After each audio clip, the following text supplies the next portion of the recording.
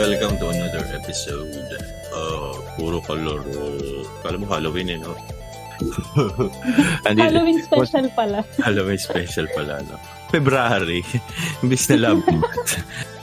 Nabaliktad na mundo. Ayun. Yun, kumusta, Vibs? Balita? Okay naman. Same pa din. Pero Ayun. marami tayong balita ulit ngayon about the gaming industry. Oo, pero bago yan, shoutout muna kay Mitz. Mitz, welcome back to the limelight. Si Mitz, if hindi nyo natatanong, dati yung talagang regular guest namin yan dito. Pakulitan dito sa chika-chikahan. Yan. So, yan. Minessage niya ako, sabi niya, maganda yung feedback niya sa ating podcast. Ang dami niyong content, Ang gaganda ng content niyo ngayon sa Puro Kalaro, Siyempre, sabi ko na lang, kailangan natin magsipag. Diba? Kailangan natin kumita ng pera. Charot! Dumadami ang mga podcasters ngayon. Oo nga. Ay, diba? the tea. Yeah. Mamaya yan. Talaga nagagawa ng kasikatan, ini-sponsor ng Spotify. Ganun na lang. Name drop na ba? Name drop China na agad? oil. Ano ba?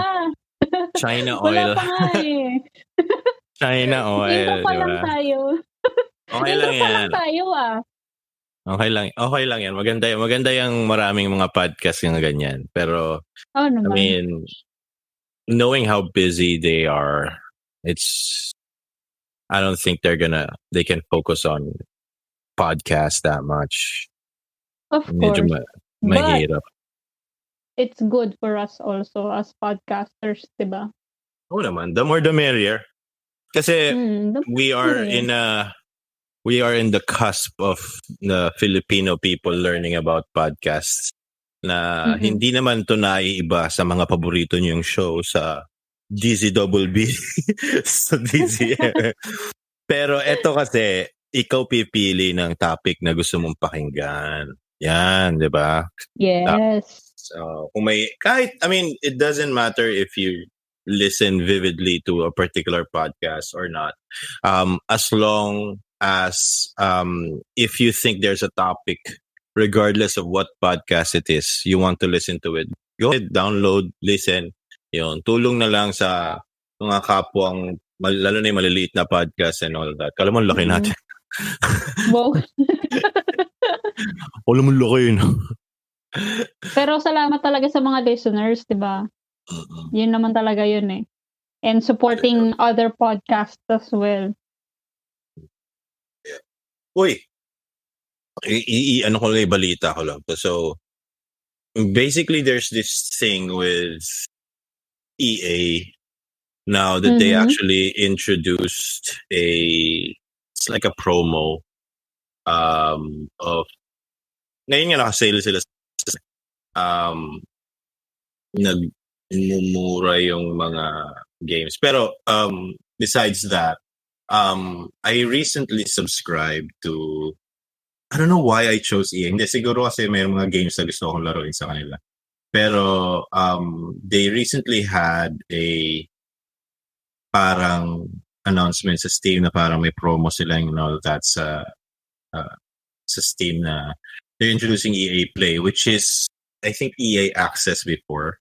So their promo starts at 50 pesos. So for 50 pesos, or I think equivalent to like $5 US, you'll get the introductory parang membership. So parang may Netflix. Kaya lang video games. Tapos subsequent month, that's like $250 lang. So maliit lang siya. I mean, any parang ang college student na presyo kasi parang $250 a month. Kaya mong ipunin yan sa allowance eh. Di ba? Tapos free download ka ng available titles. Nasa Steam, titles like Jedi Fallen Order, Mass Effect 3, Dragon Age, Battlefield 1. So, ayun. Tapos pati yung you have access to like yung bago nilang remastered ng Command and Conquer. So kung gusto mo mag-nostalgia, ganyan-ganyan. So yun yung mga available nila. Tapos you get to play their latest titles for like, parang trial run from 10 hours. Or you can upgrade to like yung pro version nila, which is like $20 a month. Nasa sa'yo yun. Siguro kung nagtatrabaho ka ng knowledge, nag-upgrade ka na doon. Ang maganda lang kasi, I mean, it's practical for, I mean, if ikaw, sanay ka naman sa Netflix, di ba? So, hindi naman everyday na parang sinusulit mo yung bayad mo every month, di ba? Minsan nga parang halos, minsan hindi mo na nagagalaw, di ba? Totoo. Diba? Minsan nakakahinayang nga eh. Ang daming movies doon. Ako ngayon halos wala na akong pinapanood doon. Pag may nakita lang ako, ganyan-ganyan, okay, panoorin. Pero hindi na ako yung nagbi-binge masyado. Hindi na ako nagbi-binge masyado sa casual movie na rin. Kasi na-binge mo na lahat. Hindi talaga. Kasi ang daming anime kaya doon na gusto. Hindi ko pa nga, alam mo ba yun, I haven't even binged or even watched throughout yung Bleach. So parang nasa episode 7 pa lang ako ngayon doon. Pero I've seen yung movie, so alam ko na naman na parang ganun. Tsaka I've seen yung mga clips sa YouTube, yung mga parang final form niya, yung mga ganun, yung mga labanan. Kasi mahilig ako manood yung mga clips ng ganun eh. Naruto, yung ganun. So, yun. Tapos sa Naruto nga, I haven't read the last part of the manga. Oh my God. Hindi, alam ko na yung nangyari. alam ko na yung nangyari. Kahit i-spoil niya, alam ko na yung nangyari. May naalala lang ako na nakita ko recently. So, alam to ng mga Naruto fans. Sorry sa pagiging sidetrack natin. Sa Boruto yun eh. Sa Boruto. Sa Boruto. Sa Boruto yun. Grabe. Nakita ko. Pero wala naman akong interest sa mga spoiler. Kasi nga, ako mostly how it led to that. Yun ang importante sa akin. Pero yung i-spoil mo yung nangyari sa uli, hindi. Na-spoil lang nga sa akin yung Sixth Sense bago ko napanood eh. So, ganyan din ako eh. Tapos, basta yung hindi ko pa masyado napapanood. Marami akong hindi pa napapanood sa Netflix and all. Meron pang series na gustong panoorin, hindi ko pa natatapos kasi parang, busy lang, tapos walang oras mag-binge. Yung sakit ko pa na nakakatulog. So, Netflix and sleep ako eh. Hindi Netflix and chill. Walang chill, tulog. Tulog talaga. Tapos yun yung dahilan kaya kasi parang casual na kasi ako ngayon eh. So pagdating din sa gaming, sabi ko nga, I mean, I've said this previously na parang sobrang dami kong like AAA games na napapanood. Hindi pa nalalaro, ganyan na hindi ko pa nga nasisimulan yung anong tawag dito? Red Dead Redemption 2. Nasimulan ko na pero yung parang intro part and all that. Pero yung parang mission 1 talaga after yung intro missions. Hindi ko pa talaga na kasi parang like, this is like too long a game. Not because it's too long, but because I need to like set aside time for this na wala talagang istorbo and all that. Pero I can't do that much. Even though I already have time, weekends, ganyan. Parang I end up doing other things pa. So, yung parang may masastuck ka sa weird part ng YouTube tapos dire-diretso lang yung panood mo. Parang, oh my God. Same. Diba? Tapos minsan talagang papatay mo na lang yung browser. Sige na, patay mo na, maglaro ka na. Diba? So yun. Anyway, nag-subscribe ako first dun sa Steam. So it's like 50 pesos, ganyan. Tapos I canceled it. Not because gusto ko lang i-opt yung mga trial, ganyan. Lumipat ako doon sa like Origin, sa EA version talaga. Hindi doon sa Steam version. Kasi their compendium is much larger versus doon sa Steam. Parang meron yata mga games na hindi pa available sa Steam na gusto pa nilang ibenta versus gamitin mo na sa ano. So, katulad ngayon, I'm stuck in a game. Nakita ko na kaya dyan, parang Battlefield 1.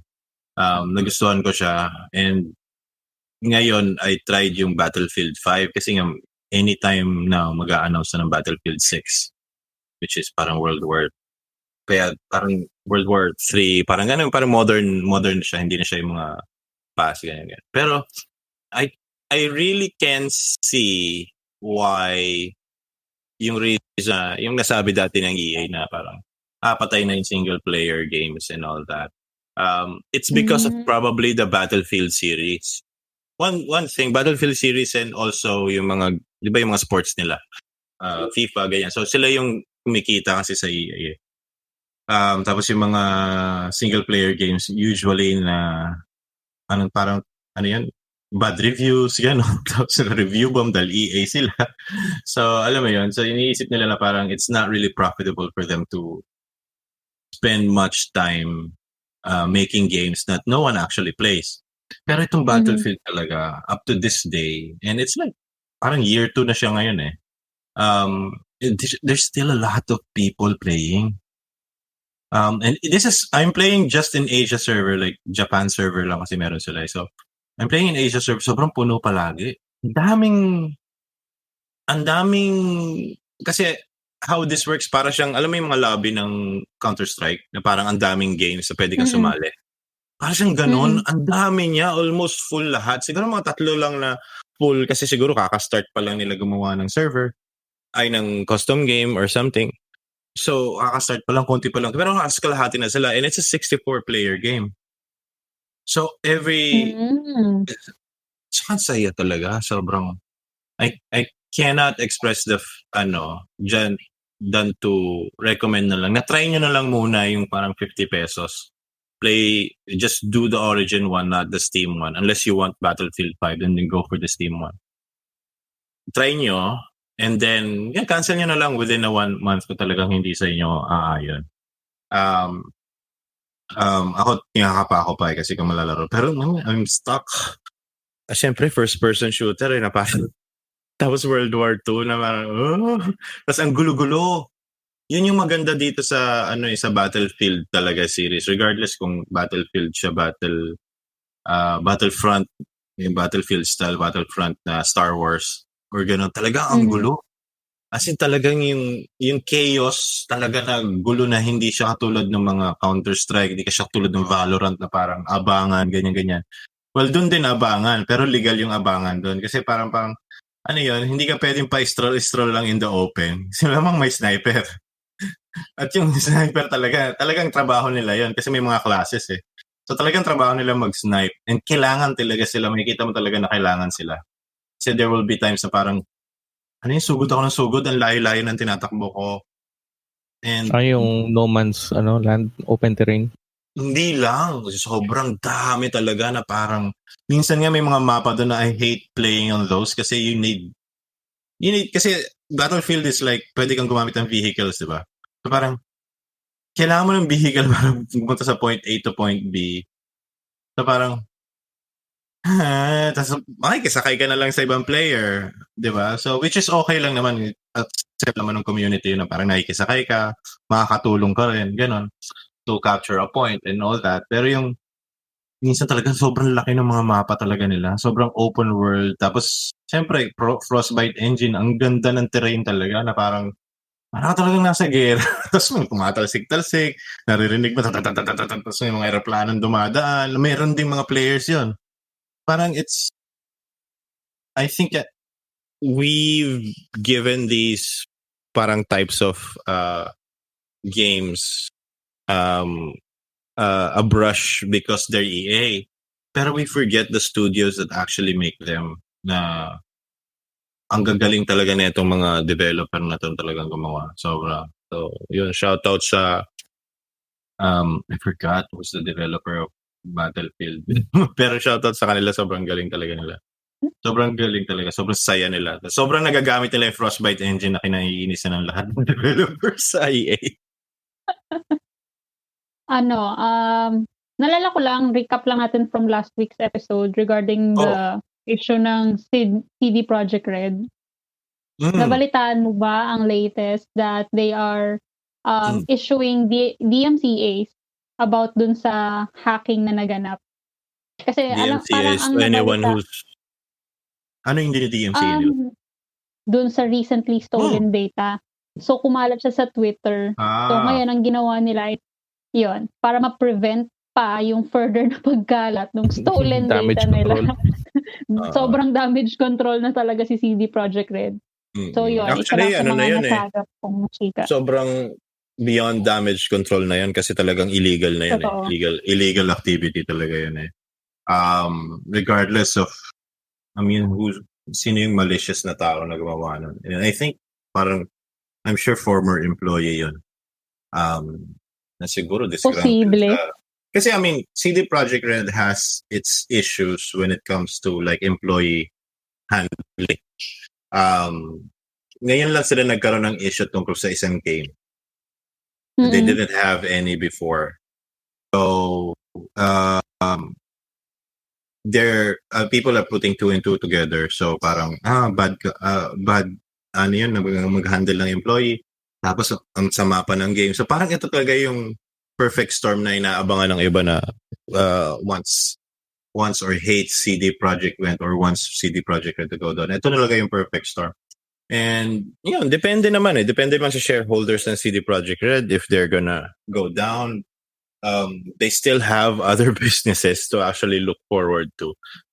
They're not just a developing and publishing game. So, bibenta rin sila ng games because they have their own platform, yung Good Old Games GOG, which is big in Europe, not in the US or Asia. Pero it's big in Europe kasi nga, and also for like old gamers, kasi ang binibenta ng Good Old Games is talaga mga lumang games.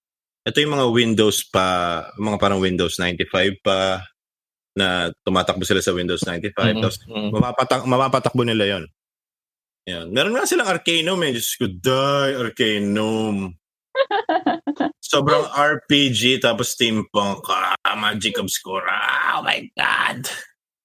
Oy, speaking of steampunk, pag-usapan na natin yung latest na balita tungkol sa Diablo series.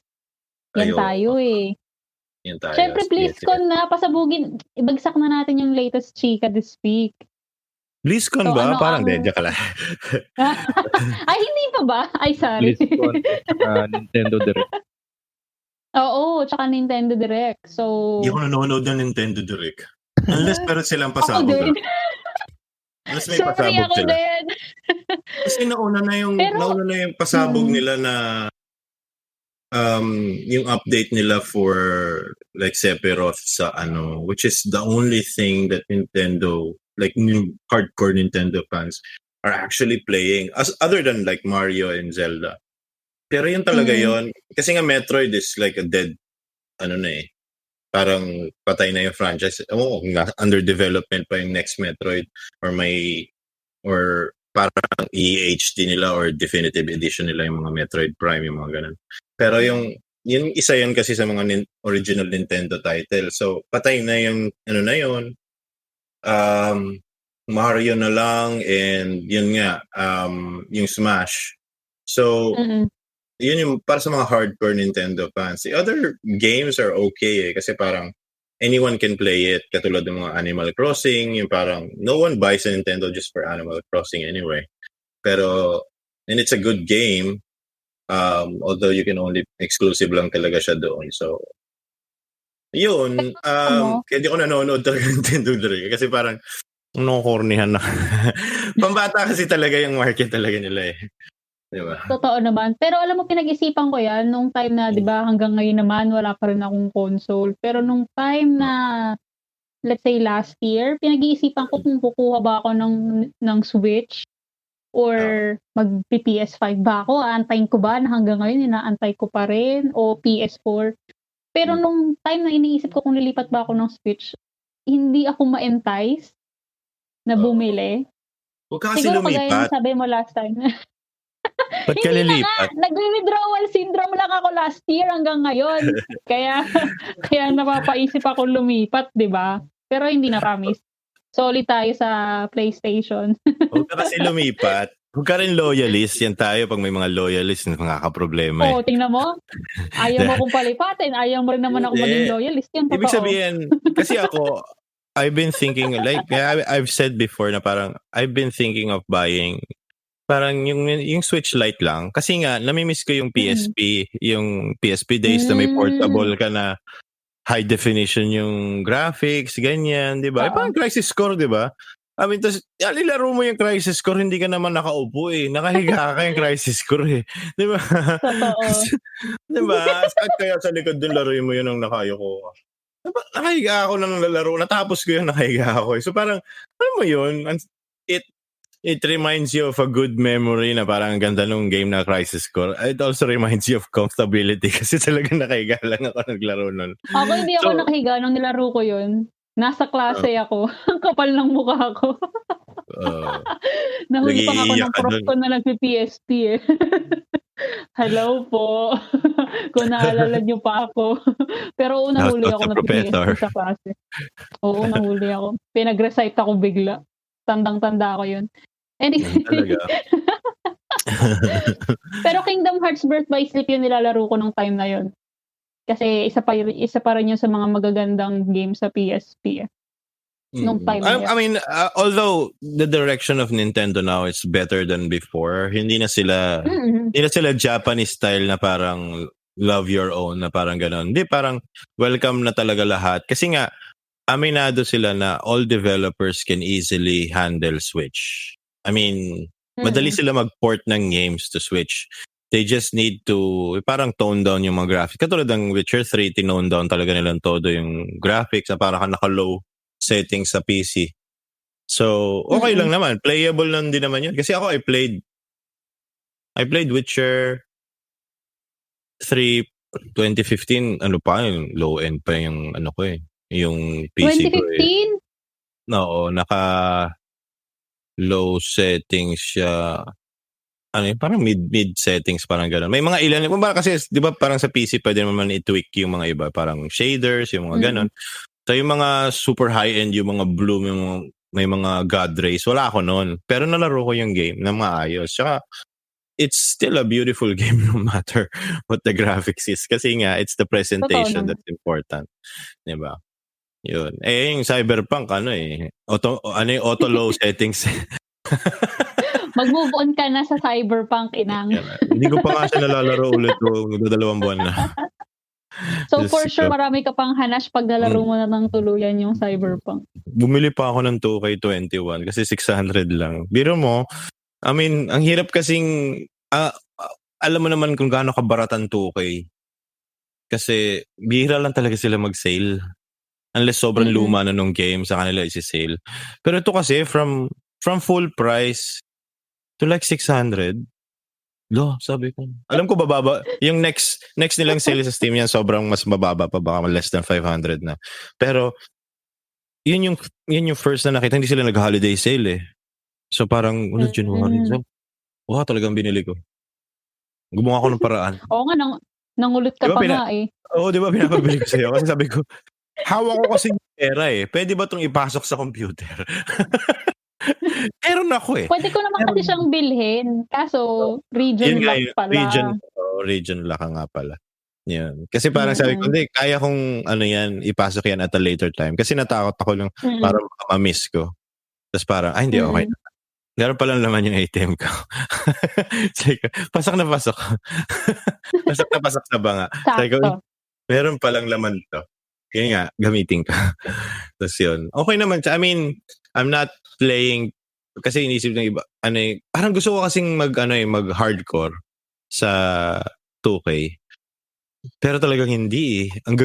Magagaling talaga yung mga ibang players doon na talagang hardcore 2K players talaga sila, na every launch bumibili sila, tapos they level up their characters. Kasi para siyang RPG, para siyang /MMO na eh. Pag yun lang yung gusto mo doon sa 2K eh. It's not, I mean, iba pa yung 2-player na 5-1-5, yung mga ganun. Iba pa yun eh. Parang may character ka kasi talaga eh. Tapos, i-build up mo yun, pagagalingin mo siya. Tapos, lalaro ka sa NBA. Yung ganun.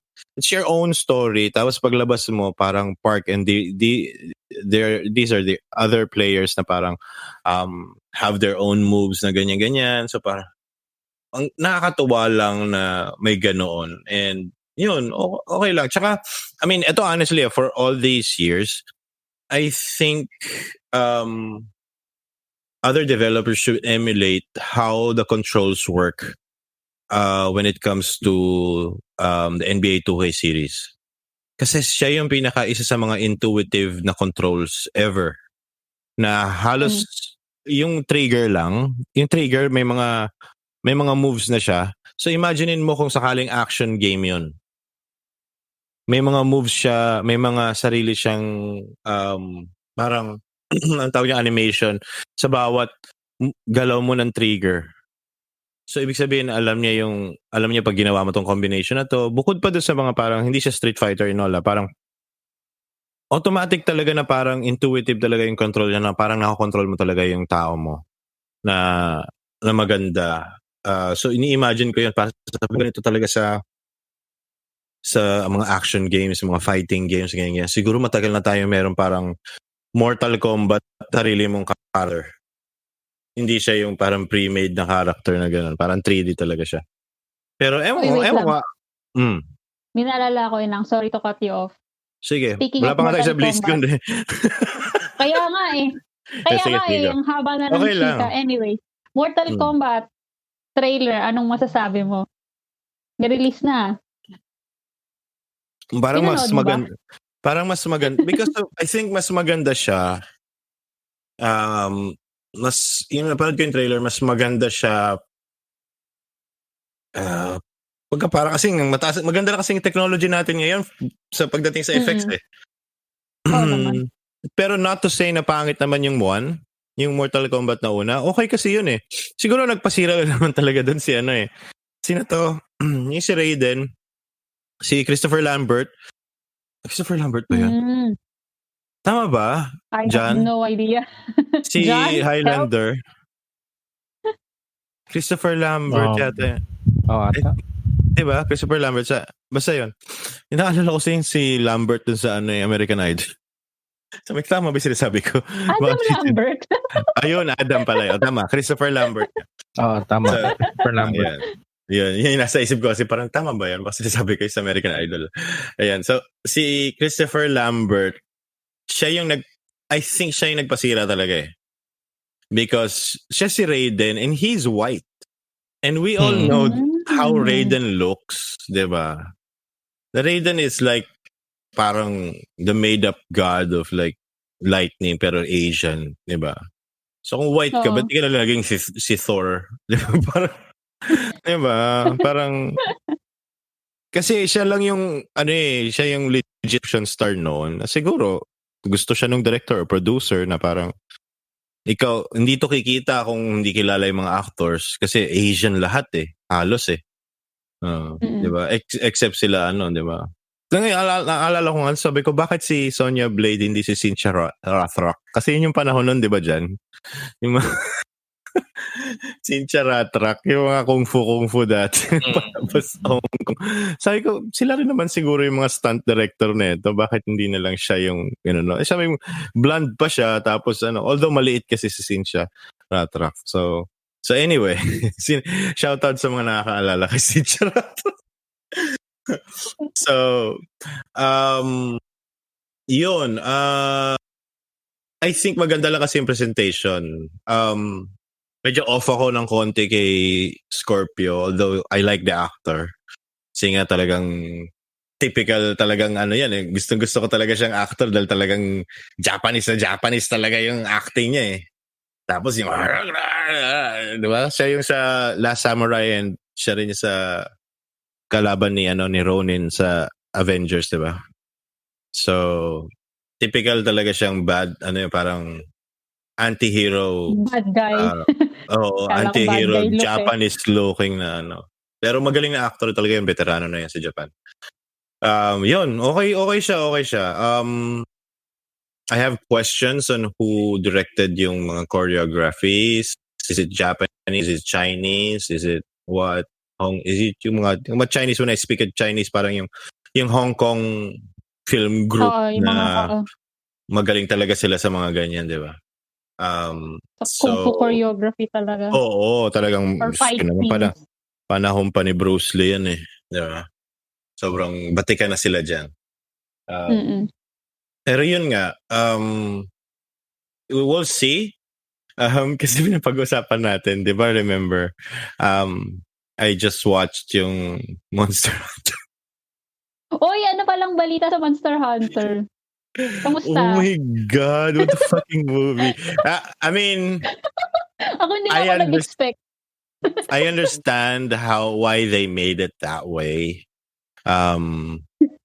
It's just that, oh my God, ito yan 30 minutes. From 1 to 10. From 1 to 10. 10 being the highest. Anong rating Because I'm a gamer, siguro 4.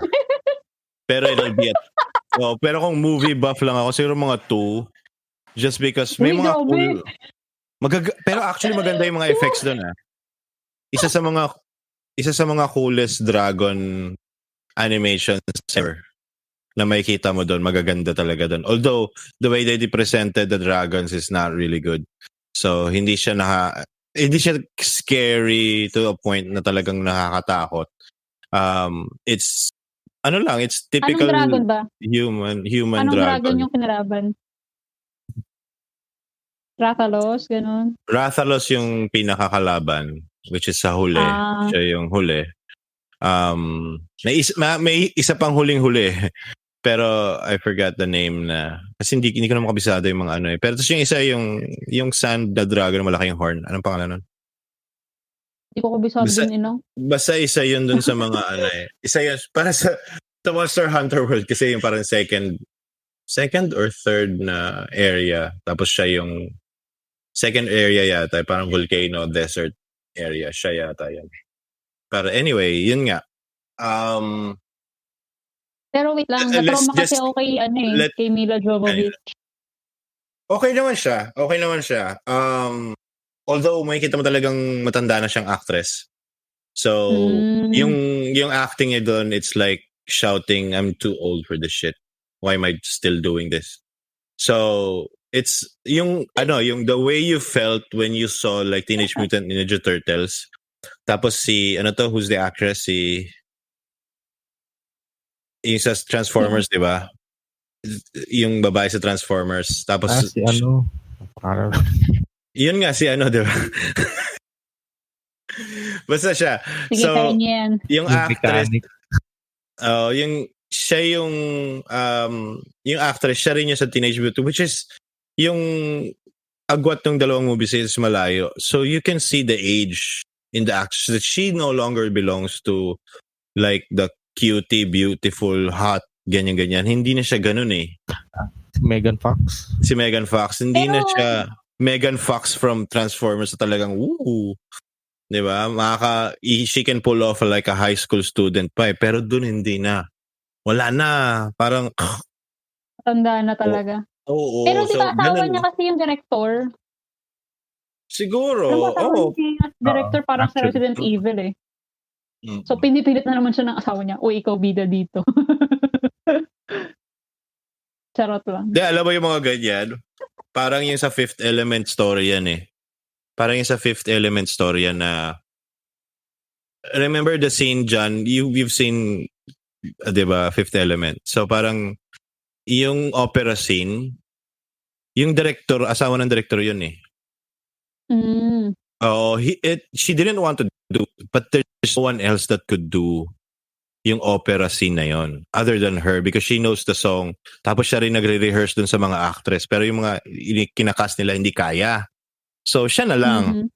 So parang sige make-upan mo na lang ako, ayoko makita sa screen ng ganito. So yun lang, napilitan lang siya pero I think it's the same. It's the same that no one else should do it but ikaw na lang. Sino ba? Although the character is not really fitting dun sa kung sino man si Mila Jovovich kasi parang pala siya, mysterious European woman pa rin siya, di ba? So yung dating niya na parang model-modelan pa din pero hindi parang hindi na kaya. Soldier tapos tough guy, tough woman, gano'n. Sabi ko dapat si na lang sino yung typical, bitchy, badass woman, si Rodriguez, di ba? Michelle Rodriguez? Medyo, di ba? Yung ganun yung gusto nilang acting. Pero si Mila Jovovich yung so parang awkward. So, pero ito yung pinakapangit talaga why the movie sucks so bad. Because there was one part of the movie where it took them like 30 minutes just to establish their relationship with each other. Yung Thailand actor and then her. 30 minutes na hindi sila magkasundo, hindi sila makaimbento ng language, how they're gonna talk. Tapos it ended up with a soldier giving chocolate again to someone who doesn't understand. Oh my God, sobrang luma ng trope na yun. Doon ako naiinis na parang, alam mo yun, binibigyan niya ng Hershey's chocolate na parang, World War II. Di ba sa Stargate ginawa yun? Kaya nakakainis eh. Kasi pag alien yung kausap mo, ang unang-unang gagawin ng Hollywood is for you to give chocolate na parang I come in peace. Yun yung sign na okay na tayo. Yun yung typical move. So parang, sabi ko, grabe, ang luma na ng move na yan. Sabi ko, alam ko pinatay na yung move na yan eh. Diba? Usually, pag meron loss in translation, they figure out a way to understand each other without talking.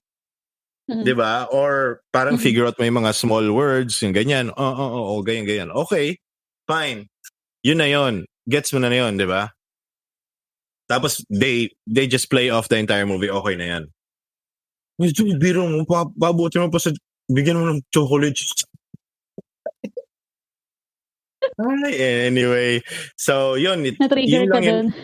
Yun lang yung part ng movie na parang, what the fuck, man? Pwede pa ako maglagay ng ibang scene dyan to introduce the fucking universe, the world of Monster Hunter. To include yung mga, ano ba talaga tong world na to? Gaano karami ba mga how technologically advanced? Oo, yung countries, yung mga ganyan. Pwede ka magsama ng ganun eh. Kuga, maka-stumble siya ng mga books na ganyan. Ganito pala kayong world yun. Alam mo yun? Tapos biglang bandang huli, may nag-i-English pala. Dapat manood sila ng Space Whippers. Sobrang pinilit nila to. Oo nga. Maganda kayang movie yun. Sobrang maraming style na bagong ginamit sila doon. Pero alam mong may pinagayahan. Pero hindi mo ma-pinpoint masyado kasi parang ang dami nilang pinagayahan. Which is good. Diba? Tapos mukha silang sarili ng story. Which is good. Diba? Anyway, back to BlizzCon. Yun. Diyan, may napansin ko bang... Ang dami na sidetrack bagay yung Akala ko ba natapos? Akala ko Nintendo Direct pa tayo. Wala na yan. Nintendo. Wala naman nanood sa atin eh. Ako nanood. Sige. Ay, nanood ka? Ikaw magre-report. Hindi, may isa lang doon akong napansin. Dalawa actually. Yung isa, isipin mo yung Mario Golf. I-cross mo yun with Mario Kart. Isip ko, anong pinaghihit-hit itong mga developers ng Japan? Para may ganong game eh. Sa tunay, para siyang polo. Para pero siyang itong ganon. golf course, sabay kayo magtitiro. Tapos may power-ups. May ganon ginagawa yung mga golfers. May ganyan mga ginagawa yung mga golfers na parang speedrun, parang ganon. Parang may moving gumawa yata nun eh. I forgot. Pero parang minadali nila yung 18 holes. So gumagamit sila ng mga golf carts.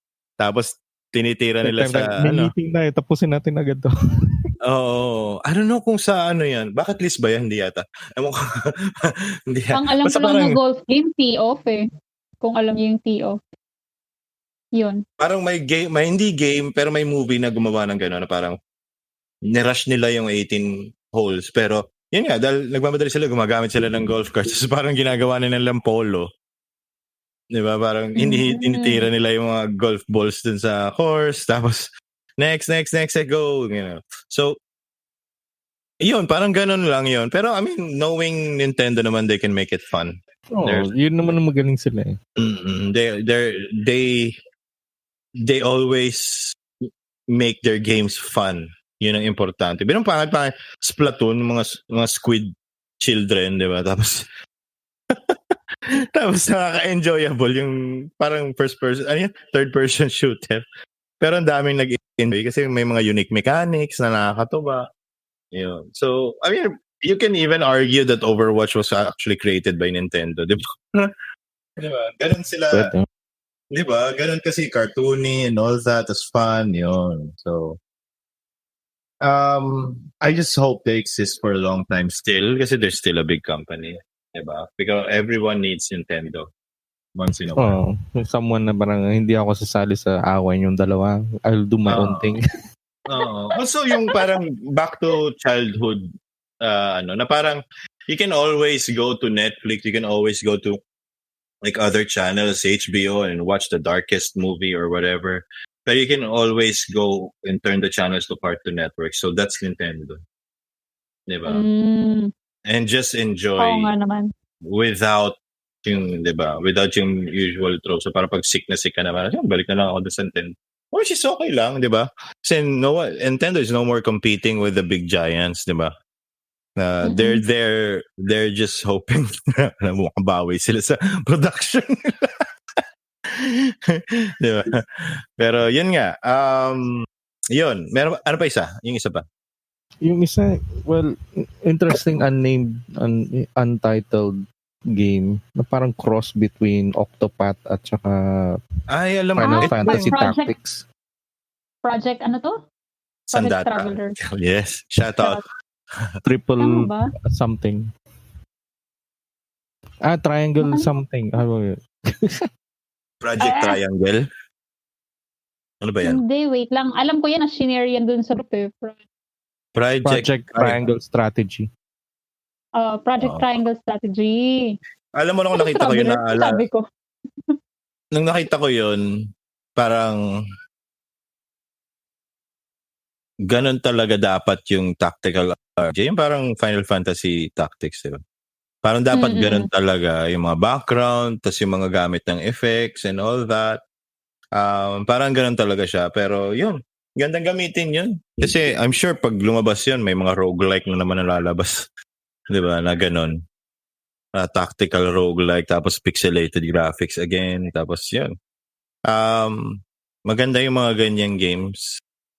Call to the past, pero something new. Although nung nakita ko yun, parang naalala ko kasi ang bigat, parang bigat na kasi ng story doon sa trailer, di ba? Parang seryoso na kagad sila, wala pa silang pangalan na game.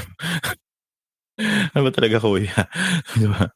Pero yung sobrang seryoso na ng story and all that. So, may nalaro kasi akong ganun sa, I forgot kung saan ko siya nalaro, kung sa 3DS or sa, sa pinsan ko kasi may 3DS eh. Or sa PSP yung, baka Ragnarok Tactics yan. Joan of Arc, parang ganun. Joan of Arc yung story which plays on the story of Joan of Arc, and tas yung Dauphin yung parang King of France na eventually nakalaban ni Joan of Arc. Siyempre ikaw yung bida yung Joan of Arc. Nasa group mo.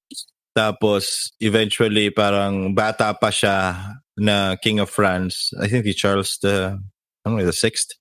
Tapos sinaniban siya ng parang demon and all that's kinokontrol siya.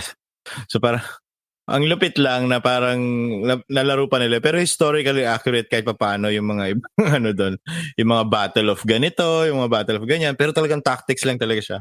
So yun, nakakatuwa kasi may siya yung mga tactics game,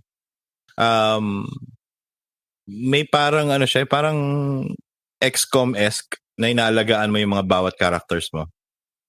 Tapos nile-level up mo isa-isa, tapos ayaw mo silang mamamatay, di ba? Yun. Although knowing kasi yung mga, knowing yung mga ganyan kasi pag namatay, sideline lang eh. So parang Pokemon lang, di ba? Sideline lang sila until ma-revive mo yung mga ganon. Pero hindi talaga sila mamamatay. Pero kung saan may tactics game, tapos may namamatay talaga. Forever. Oh my God. Ang lupit ng game na yun. Yun. So bago tayo pumunta sa I think may bago tayong magiging topic next time. Pero we'll talk, I'll bring it up I'll bring it up later. Para lang maganda kasi pag-usapan, and I'll try to find a guest for it. Maganda kasi pag-usapan kasi napapanahon. Alin Hindi ba? naman to hindi issue, pero it's all about survival games because of the release of Valheim, and people are going people are going gaga over it. May sinabi ka sa akin na. Yeah, I hate survival games. Viking survival game to, di ba? Yeah. Shoutout kasi kay Mitch yun. Si Mitch nagbigay sa akin ng idea na kasi gusto niyo pag-usapan niyo yung Rust. Sabi ko, teka lang, survival games na lang kasi Rust is also a survival game. Mm-mm. It's just the same Valheim, ganyan. So, yun. Maraming mga Pilipino kasi na humaling sa survival games for some reason. Totoo. I don't know why. Pero I think Filipinos naman would play any game that is hyped. Not because uso, but because there's so many players to play with. Ayaw nila nababakante talaga because of ayun, marami tayong kasing sawi pagdating sa internet and all that, parang baka ba walang player kasi mahina yung ping ko, yung mga ganyan. So, di ba? So, pag maraming players, nakakalimutan yung mga ping na usapan, di ba? Ano ba, yung, Last of Us, di ba? Parang, Last of Us, ano yan? Among Us. So, alam mo yun, Last of Us. Sabi ko, manapunta yun. Yun, Among Us. So, ang daming naglalaro nun, di ba? So, yun. Dota, yung mga ganyan. So, maraming kalaro. Dota. Walang problema. Wala kang maririnig sa Pilipino na hindi maganda yung game na yan. Laging maganda yan kasi nga marami naglalaro. Basta marami naglalaro. Patok talaga. Speaking of Dota lang meron silang nirelease na i-release na animated series sa Netflix, which is Dota Blood. What do you think about it, Inang? Dota ano? It's a good Dota Blood. I-release nila sa Netflix ng March 25. It's an Dota animated... Blood. Di ba Dragon Knight? Ano ba yun? Si Dragon Knight yung bida. Si Dragon Knight, si Mirana, si Luna, si Invoker. So, they're playing around the lore ata. Oo. Sa akin, too late the hero kasi yun. Sana noon. Hype na hype pa yung Dota. Siguro they're trying to revive Dota. Kasi isipin mo, walang the international this year. No, hindi. Seriously. Kasi I am at that point na parang feeling ko talaga bumababa na yung player base ng Dota. Unti-unti na siyang nawawala. So they're trying to hype it up. Kasi walang the international last year, di ba? Di ba yun yung pinaka-inaabangan ng mga Dota players lagi because of COVID, nawala yun. So, maybe this is their way to hype up the game and get back to the scene. Kasi involve ang Dragon's Blood. Dota Dragon's Blood yung title. Okay. So, yun. Pero wait lang, speaking of, kaya ko rin nasabi yun, yung sa Dota 2. Kasi merong pro player ng Dota 2 na lumipat sa ML, pro scene. So ngayon, naging issue siya sa esports scene na, lumilipat na sila ng ML, hindi na sa Dota. Parang bakit kaya? Mga ganon. Kaya ko rin nasabi yun. Sino naman nagsasabi? Fans again? Fans again, Comment section again. Hindi ko, comment section again. Alam mo naman tayo lurker sa comment section May pagka-chismosa lang no? I don't wanna, disparage comment sections when it comes to like that. Pero kasi, when it comes to fans or fanatics per se of particular brands of games, whether it's League of Legends or Dota or Mobile Legends or ganyan, it's all bullshit. Kasi wala talagang issue sa mga players. Sa mga pro players, wala talaga silang They play all these kinds of games in their tanga ka kung hindi mo talaga, yan? Diba? Yan yung trabaho nila. Yan yung trabaho nila is to be like a pro player for Dota. Do you think yan lang talaga yung nilalaro nila forever? Hindi. Ikaw, yan lang ang nilalaro mo kasi yan lang afford mo. Diba? That's all. Yan lang talaga. ikaw, ML ka lang kasi yan lang yung phone mo. Wala ka naman PC. Oy, grabe ka. Hindi. Ikaw ba yung minapatamad? Di ba parang, kasi may ganun talaga. Gusto nila ng ML. Bakit? Kasi meron silang phone. Meron ka bang PC? Yes. Wala eh. So magiging fan Easily ka. accessible. Di ba? It's the same thing as like, ako PC player. Di ba? Nakakapaglaro ba ako ng mga PS exclusives, yung mga ganyan? Hindi. Diba? So meron akong syempre bias sa sa console or PC. baga pa medium of choice ko, 'di ba? Pero because hindi ko siya nalalaro, 'di ba? Pero ako nandun ako sa stage na parang there's no need for me to comment on those games or parang say bad things about those games because it doesn't concern me kasi hindi ko naman siya nalalaro. 'Di ba? Totoo. People just want clout. People just want to fight each other online na parang, oy, ganyan-ganyan, oy, ganyan-ganyan.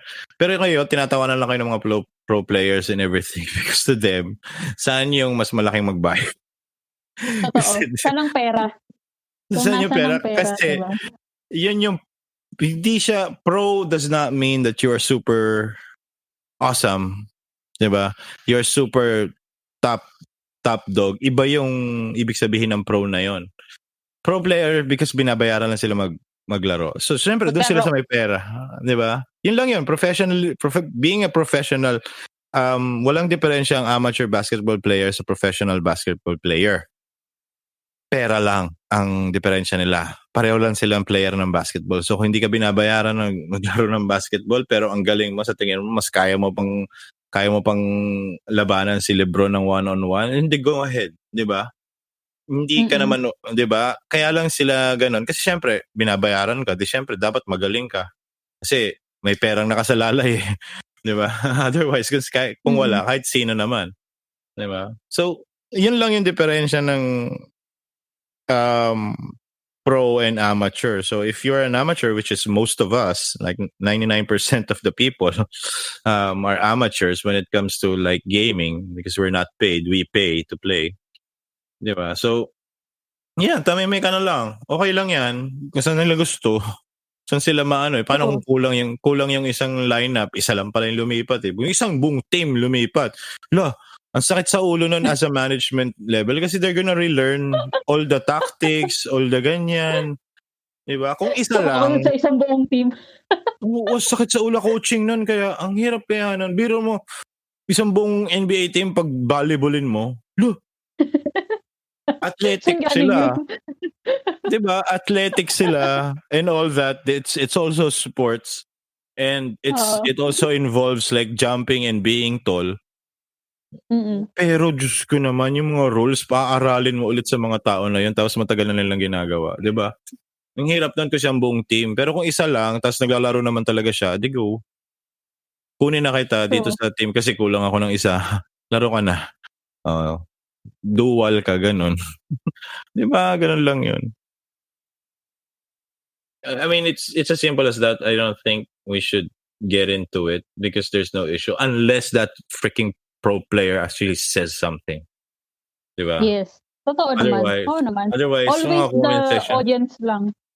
Audience lang ang may clout talaga sa buhay. Audience, hindi naman magbabayad. Ma-issue. Ma-issue sila. Anyway, moving on. audience kayo. Di naman kayo nagbabayad sa nakikinood lang kayo sa mga caster. Diba? Uy. Diba? Inisyo pa kaya nila yan nung World Championship ng ML. Tapos December, hindi naman World Championship. Basta yung nag-tournament yung ML tapos nanalo yung Brand Esports. So congrats sa kanila.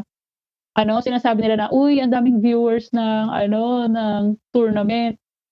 Parang yun nga, parang syempre sinasabi na naman nila na sila yung sikat ngayon.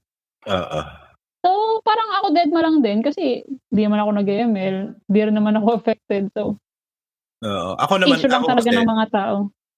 If I was going to listen to someone that actually knows what he's doing when it comes to that is si Doggy.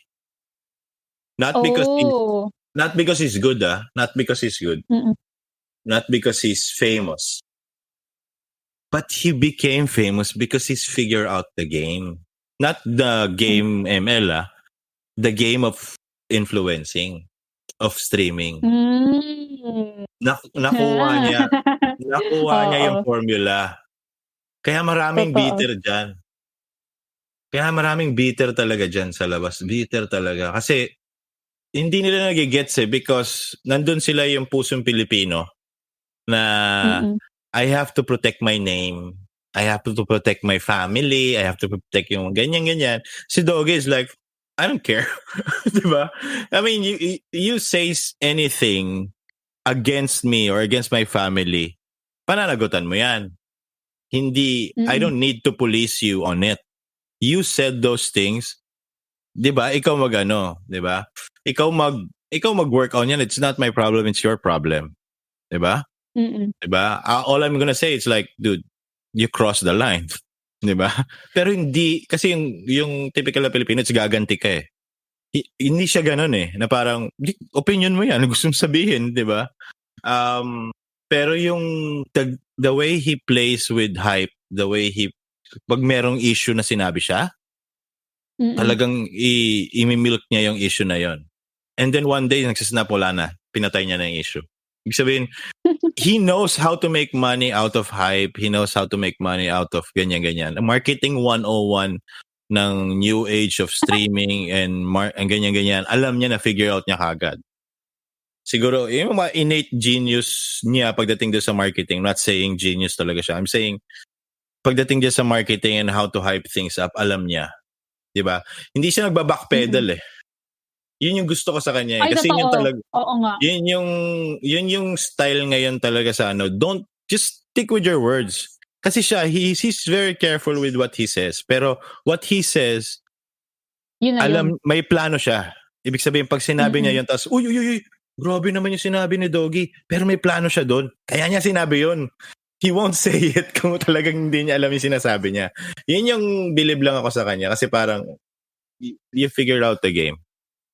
And yan, everything that he's getting now is because of his hard work. Sabi niya, kasi kinikwento naman niya sa mga vlogs yata niya before na parang, parang kung paano siya nag-start. Hindi naman ako ganun kalaking streamer before. Ganyan. Pero dire-diretso lang, tas hype lang, tas ang kulit-kulit ko lang, tas trash talkan, bla bla bla. Tapos si Marlo yata talaga yung nagdala sa kanya sa taas eh. Yung hamunan. 'Di ba yung hamunan? So, yun talaga yun. Kasi nga, because everyone who plays ML thinks they're already good in ML. So, kasi ang dali ng game eh. It makes you think that you're actually good. Pero ayoko na lang magsalita. Pero yung mga iba kasi would have already figured out the game on a level where I know the different like combination styles of teamwork and all that. Kung pumunta dito, alam namin ganito yung reaction niya, yung mga ganyan. So may mga counters sila doon. Yung iba kasi just plays alone with friends. Tapos ang galing ko dito eh. Ganun din is the same as Dota, di ba? Parang ang galing ko dito, wala makakatalo sa akin dito eh. Tapos, di ba? Sometimes your tricks work, di ba? Tapos sinabi ko sa inyo, di ba? It's the same thing. Pero the game just makes you think that you're good. But you're not really that good to be on their level. Di ba? Kasi nga may mga coaches yan, may mga someone to call their bluff na parang yung mga theories nila sa mga games, yung mga ganyan. May mga taong nakapaligid pagdating sa isang pro level situation na may manager, may ganyan. So talagang lahat pinapractice, lahat ng angles tinatry. Tapos walang puspusang practice. Diba? Ganun talaga. I mean, I hate to be that. That's why I never wanted to be a pro player even from the start. Yung nagka-Counter-Strike pa lang ako, alam ko kahit paano, parang kaya ko to Diba? Kasi before yata, I think I remember, I mean, anyone who remembers like yung sa Anonas, there's an arcade. That's where Freedom Bar is. may tatlong shop doon that decided to connect all their computers to actually allow a 16 versus 16 Counter-Strike game. So yung alam mo ba yun? I mean, I was syempre ano yun counter-terrorist versus terrorist, pero 16 versus 16. So umabot ako doon sa point, I was like already 20 plus then, mga ganon. So hindi naman ako high school, hindi ako edad nila. Pero minsan pupunta lang ako doon, tapos I would top yung score list until the end. Alam mo, hinahunting talaga ako. Kasi galing sa ibang shop, pupuntahan ako, sino yung ganito? Sino yung ganito? Iniisip nila kalo nila bata, iniisip nila cheat, yung ganon. Tapos di ako magsasalita. The usual. Tuturo ako ng isang bata. Sabi niya, siya. Cheater pa pala eh. Tapos ihiritan ako, sabi sa akin, kuya, ikaw ba yung ano? Oo. Sabi niya, galing mo kuya. Kasi siyempre nakita nila matandaan na ako. Hindi naman ako bata. Hindi nila ako magalaw. Siguro dadaragin nila ako, bata ako. Pero yun. Alam mo yun? Yung kumsatan, di ba yung mga ganun? Silipan sa gilid yung nasa. So, kaya nauso yung mga harang sa com shop eh. Ako lang naman kasi naiinis sa akin lahat because everyone was trying to be good with yung AWP, which is a sniper. I was trying to be good with the easiest weapon that I could find, which is the AK-47.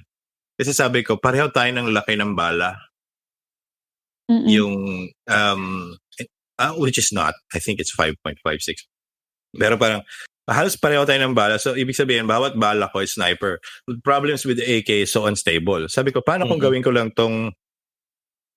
gawin kong one shot. One at a time. Pero I don't need to reload. So, lahat nagawa one. So, nagcha-chacha kami kadalasan. Di ba, one shot siya. Sa sideway, pang! Dito mama. Ay ako. Bawat galaw niya, pang! Mamatay na siya. So naiinis talaga sa akin lahat kasi hindi nila mailabas yung galing nila because I annoy them so much. Pero sabi ko, I just figured out one gun. Yun lang yun. Sabi na I decided na parang magaling. So big sabihin parang ako si Rockley. Taijutsu lang talaga. So sabi ko, yun talaga reference. Yun lang ang minaster. Yun lang ang mastering ko. Taijutsu lang. Pero ako yung pinakamagaling sa taijutsu. So, yun lang yung gusto ko. Yun lang yung gusto kong gawin sa Counter-Strike noon because parang sabi ko, hindi ko kayang makipagsabayan yung mga no-scope, yung mga pitik lang yung silip sa sniper. Patay. Sabi ko, kuling ng mga to Sabi ko, kaya ko rin, pero hindi ko kaya yung sa level nila. So, parang sabi ko, maghanap na lang ako ng ibang barel. May pinakamadaling barel dyan. So, kahit counter-terrorist ako, naghahanap talaga ako ng bibili ng AK. Papatayin ko siya, tapos kukunin ko yung baril niya. Akin ka na. Ayan na, tapos nanalo na kami. So parang, alam mo yun. Isa lang naman, hindi ko naman natalo talaga ng mga player na sabi ko talagang, kahit anong galing ko, hindi ko sila matatalo, which is yung Teletubbies. The myth of the Teletubbies group before. Oo nga. Parang narinig ko ngayon dati. Kung may nakakakilala. Nakalaban ko talaga. Pakausap. Hype kayo. Naalala niyo pa yung Project 6? Naubusan ako ng 200 doon. College lang ako noon. Pagkain ko yun eh. Pero anyway, yun nga yung they're the only team na parang sabi ko talaga, ba talagang level to? And I think they competed sa Korea for Counter-Strike. Although, syempre, iba pang level yung mga nandoon. So, hindi pa naman uso, yung wala pa naman masyadong suporta dito ng esports and all that. Pero, yun. They were saying that one of them was eventually converted or created the team Mineski. Pero, I don't know. That's probably a myth. Na nag-Dota sila bigla. Yun, para. Pero yun, yung mga old school kasi na mga gagaling talaga sila. Na, sila, they're five people na nakalaban namin dati na. Tapos yun yung kasi di ba you can parang gagawa ka ng mukha gamit yung mga keys, mga characters lang sa keyboard. So parang siyang emoji.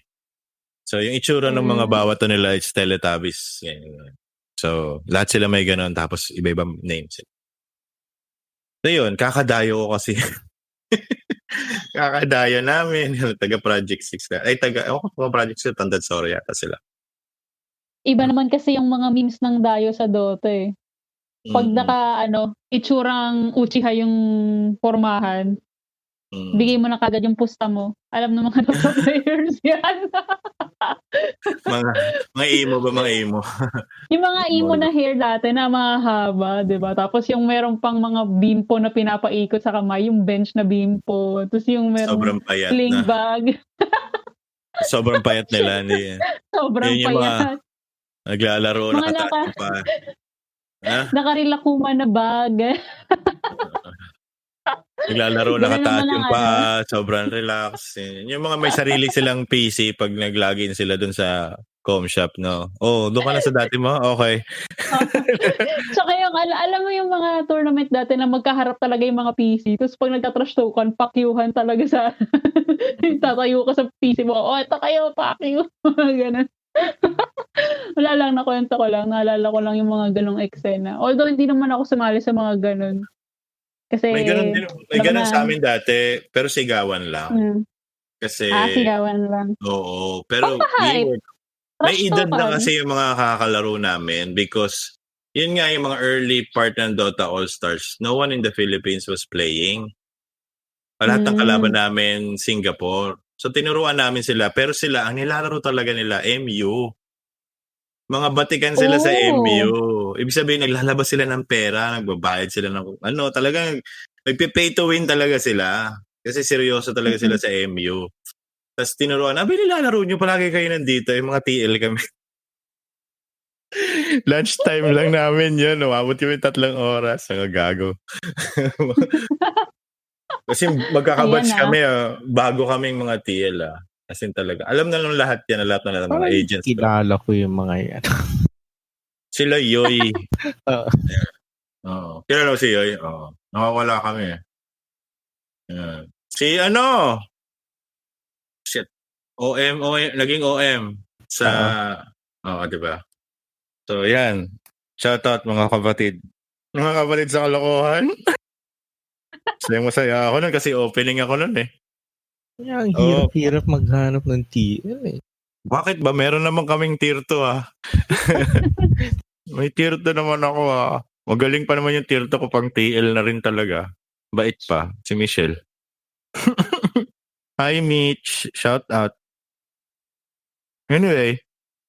Shout out. Kala mo daming viewers Grabe. Magalit yan sa akin si Michelle dahil ko kalokohan noon eh. Ultimo coaching siya gumagawa. Ako lang nagmo-monitor. Anyway, ano yun? Kasan ba tayo? Yun nga, kasi biniling up mo yung sa mga issue ng mga comments eh. Ng Dota. Doon na tayo sa main topic kasi. Oy, pero wait lang, bago natin dumating tayo sa main topic, naiinggit na talaga ako ha. Kala mo main topic talaga siya. Congrats sa mga nakapag-pre-order ng PS5. Mamatay na ako sa inggit, konti na lang. Charot. Di ba nakapag-pre-order ka na? Hindi pa lang dumadating? Hindi nga. Hindi nga ako nakapag-pre-order. At all. Zero. Ikaw sa ako, inaantay mo na lang. Kasi wala pang Hindi. I mean, nag-iwan na ako kasi ang problema dito sa Dubai, hindi kami online, kasi natapos na yung online phase yung mga paunahan sa online. Dito, pupunta ka na sa physical store, tapos doon ka na magpapa-reserve. Kasi open naman dito di ba? Pero ang problema, nakapagbigay na ako doon. Isipin mo, September pa ako nagbigay doon, anong petsa na? Tapos lagi akong pumupunta doon sa store, parang baka naman. Yun. Wala pa. Hindi pa rin tayo pinapalad. Pero sa Pinas, di ba, nagkaroon ng third wave of pre-order ng PS5. And 5 minutes chance. Always, 5 minutes lang. Paunahan talaga. Pabilisan ng internet ang labanan. Nawa nga doon may nag-comment yata. Parang sabi niya, sa Data Blitz to, di ba? Parang sabi niya, napanood ko yung Data Blitz, sabi niya, sana naman pagbigyan yung mga walk-in. Sabi, sarap pa ba? Mabilis kaya mag-click. Oy, wait wait lang. Meron pa ako naalala. Meron ako nakitang comment sa isang PlayStation group na sabi niya, nakaka-bad trip naman, hindi ako nakapag-pre-order. Paano sa sobrang trigger happy ko? 5 PS5 yun na pindot ko. Hindi ko ma-check out kasi ayaw nang mabawasan yung laman ng cart.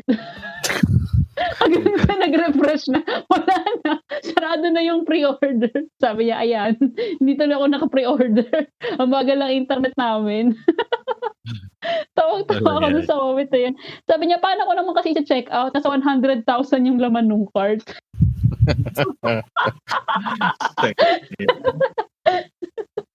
Yun lang, mini chika lang. Ang hirap naman. Nakakatawa talaga yun. Parang, I mean, we can understand walk-ins. Pero not within the period of 5 minutes. Mag-abang ka dun sa store. Mag-camp ka, di ba? Mag-camp ka dun sa store na parang, yun, tapos kausapin mo yung mga nag-aalaw ba sila? Nag-aalaw ba sila? Regardless, ibig sabihin, didiskartehan mo na yun. Kasi, hindi nila mag-promise na yun kasi pag kinlik ng mga yun tapos puno na yung wala sila magagawa, di ba? Pero ako doon mag-camp ka, meron kong ganyan. Di ba magkaroon ka na, maghanap ka na ng insider, pare. Kaibiganin mo na yung isang pare pag may order. Di ba? Kasi sure buyer ka naman eh. Di ba? Ang kailangan mo lang inside na na information. Diba? Sige pare, reserve na kita, diba? Sige, magbabayad na ako ngayon. Kasi malamang, magbabayad ka naman talaga kasi gusto mong bumili talaga. Diba? Hindi naman pwedeng hold mo muna. Hindi pwede yun. Diba? Hindi pwedeng i-hold. Pwedeng bayaran mo na ngayon and meron akong bagsak bukas. Diba? I-a-announce pa lang namin. Bilin mo na. Yun lang, hindi ko sure kung ina-allow na yung ganun. Kasi kahit ito Kasi, konting kaalaman sa mga nakatira sa condo, diba? Pag nag-pre-selling, may mga block units. Kasi yung kaibigan yung may-ari ng developer, may mga kaibigan na nagpapa-reserve, hindi nasa plano pa lang ang development. Nasa plano pa lang, wala pang announcement, wala pang kahit nakabili na kagad siya. Meron na kagad siya. Para pag meron kang project dito, ganyan. Diba? Kuha mo na ako ng mga 10 units. Naka-block na yun. Makikita mo, kahit sinong may hawak na agent, makikita mo hindi nila pwede entay yung mga units na yun. Galawang scalper naman yan eh. Hindi galawang scalper kasi business yan. Bakit? Kailangan ng developer yun kasi hindi naman siguradong lahat may bibili kagad eh. Pero, tingin mo sa PS5, walang may bibili? Hindi. Sa demand ngayon? Hindi. I'm saying, ganun talaga. Pag kung sakaling gusto mong gumawa ng inside job and all, hindi siya galaw. Kasi isa lang unit na hinihiling mo eh. Isang unit pero lang. Yung iba kasi, paano kung ganun nga yung gawin ng mga scalper na let's say, 5 units o... Ganun talaga ginagawa ng mga scalper. Hindi, ganun talaga. Bisa talaga yung mga scalper na yan. Ganun talaga ginagawa ng mga scalper. Kasi nga, as a distributor, only your main goal is to empty your inventory. That's the only thing that you are kasi katulad yan, ang risk ng mga scalper, sabihin na natin ang risk ng mga scalper is serve sila ng mga ganito. On day 1, nasira lahat ng PS5. Sino ngayon ang talo? Diba? I'm not defending scalpers, It's a very bad business. The thing is, they're also taking a risk because pag hindi nila na-distribute yung mga katulad nila, distributor din sila kahit paano. Hindi nila maibenta yan. Di lugi sila. So, kaya nga, the best way to counter scalping is to not buy from scalp. Kaya lang, because of hardcore PlayStation fans like Vibs, you will do anything to get your hands on it. Pero hindi ako bibili sa scalper. Aminin natin yan. Although, let's say, sabihin na natin, magkano ang PS5 na binibenta sa'yo dyan? Dito? Almost the same price lang din naman sa Pinas. 29K. 29K. Benta ko sa'yo 35. Pesos. Benta ko sa'yo 35, meron akong unit ngayon. Hindi pa din. Antayin ko na lang po siya. Ilang taon ko lang inantay eh. Pag-aatat pa ba akong bumili? paano mo Kaya nga sinabi hindi ako niya? bumibili sa scalper dito eh. Binayaran ko yung tax kasi ganyan-ganyan na yung lalalala. Di ba? Che, Kukunin yun tigil-tigilan nila ako. because gusto mo magkaroon. And pag meron kang pera, kukunin mo na yon. Lalo na kung mayaman ka naman, ganyan. Binili mo na yon. Maraming bumili sa scalper actually. Oo naman. Meron naman talaga Sobrang bumibili. dami. Yun ang problema. Because if you are really against that, you shouldn't buy that. But because of hype, which is I hate hype. I hate hype talaga so much. Yun, bili nila. Kasi nga, hype is a marketing ploy. Mm-mm. It's not created by And consumers. it is effective. It is effective. Yun nga. So far. Yun nga yung nakakainis. Pero if people just stick to what they know, hindi naman talaga bibili ng scalper. Pero yung parang, Hindi ako bibili sa scalper. they always put themselves in a situation na desperado sila. Why would you put yourself in that situation? Parang, there's no need to, parang yung mga babas na pelikula, kailangan mo panoorin on day one, yung parang, stop. Get some help. Bakit? May problema ba tayo sa mga day one viewers? Ha? Day one ako nanonood ng DC films.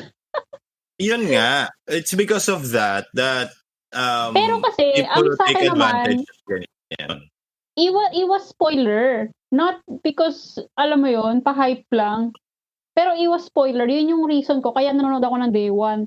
Pero sa PS5 naman kasi, ibang issue na naman yun. Isipin mo na lang, bibigyan ka ng example Isipin mo na lang yung sa Infinity Wars. Diba? Ang daming nag-spoiler after makanood nung day one. Ang daming nagpo-post ng mga kung anik-anik na spoiler. So, ang daming galit na galit. Diba? Yun yung point naman sa movies. Pero sa PlayStation kasi, hindi mo siya maiko-compare like that. Kasi wala ka namang hinahabol na spoiler. It's all about the hype. Kasi napapansin ko, eto pa, karamihan na bumibili sa mga scalpers. Meron naman silang PS4. Bakit pa kanila kailangan ng PS5 right away, diba? Just for the, yun yung sasabihin ko talaga na just for the hype. Kasi actually, yung spoiler argument naman is very recent. Sobrang recent talaga, the last 10 years lang yung issue ng because of social media. Diba? Because of social media lang talaga. Yun lang naman talaga eh. Pero nung dilabas ba yung mga pelikula in the past nung baka, tapos yung mga klase mo nanonood na pero ikaw sa weekend pa manonood, did it bother you that much? Hindi naman, di ba? It's because of social media and because people are trying to get the first position is the problem. Yun yung problema. Kasi ako, yung mga anak ko na narinig sa mga spoiler. They are in social media, pero they didn't care. Kasi sabi ko, we're gonna watch it on the weekend. Yan lang. As available time, sila rin naman, di sila pwedeng manood. Diba? Minsan, makukuha ako maaga just because nakakuha ako. Pero otherwise, kung yun lang available, di manood tayo sa weekend. Wala silang issue. Hindi sila na pero I think yun talaga yun eh. I mean, you will be exploited as long as you want to be first. You want to be first, there's for whatever reason you want, that particular reason will be exploited time and time again because of hype. Yan talaga yun. Kasi meron dyan, mga hype na, bibili pala, puro peke pa rin nabili. Di ba? Because gusto lang mauna, gusto lang magkaganito, gusto lang magkaganyan. Minsan ginagawa na rin content sa sa mga social media. Mga influencer, yung mga ganyan, yung parang mauna lang, parang kaya nga may mga nalaloko ng ng mga posting sa Lazada eh. Correct. Yung, di ba? Vulnerable sila sa mga ganun. Mauna sa hype, mauna sa ganyan. Ako kasi, I mean, siguro nature ko rin talaga na hindi, what do you call this? Hindi talaga ako materialistic. Hindi talaga ako, na parang, I'll buy it when I get to it, yung parang ganon. I'll play it when I get to it now. Regardless of what I see, hindi ako may spoil and all that. So parang, okay, good. Diba? Kung importante sa akin yung game, I wouldn't even search for it. Kasi nga, ngayon kasi, ma-search mo lang, matitrigger din yung algorithm mo, so lalabas siya. Ending, yung mga ganyan. So talagang, hindi ko na, Hindi ko sinesearch sa Google, hindi ko na para hindi lang matrigger yung mga algorithm. Sa YouTube, sa mga ganyan, kahit sa Facebook, nako. Matitrigger yung algorithm niya basta mag-search ka ng isang bagay na ganyan. Manood ka ng isang video, lahat ng video Sunod-sunod. for that like 24 hours, it's gonna be. Makita mo rin if you go to the videos part of Facebook, if anyone actually noticed this. If you watch, let's say, a hype, yung parang sabihin na natin road rage. Okay? Pero nakita mo yung next na video na mapanood mo is iba siya, sobrang iba. Isa siya sa mga favorite videos mo. Pero dahil sinearch mo to, makikita mo biglang in the middle of watching that video that you're currently watching, which is yung sinearch mo, magbabago yung sa ilalim. Magbabago yung sa ilalim which is connected doon sa pinanood mo. Yan yun. Yan yung algorithm. Reset. Yan yung algorithm doing its work. Kaya nga hindi lang siya sa FB, pati sa YouTube, yung nanonood ka lang ng video, biglang boom, sunod-sunod na. Kagaya na sinabi mo kanina. That's the part of YouTube. Oo, pupunta ka parang iba yung search mo ng una, tapos ba't nandito na ako? Ano to? Anong mundo to? Deep dark web. Pero tatawa ako.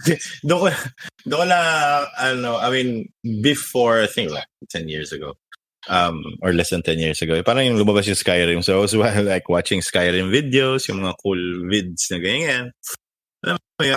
Nood mo. So punta na ako sa gamer poop. I mean, if you search gamer poop tapos Skyrim, yung talagang sobrang inalter nila yung mga videos to make a joke scene, tapos sobrang lewd niya, sobrang hindi talaga pwede sa bata.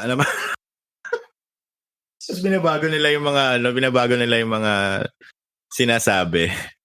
Binabago nila yung mga sinasabi na usual typical line sa RPG na, hey, ganyan. Tapos biglang babaguhin nila, pinagdudugtog nila yung mga words, parang edit nila, tapos parang, oh my God, ano ba tong weird part ng YouTube na to?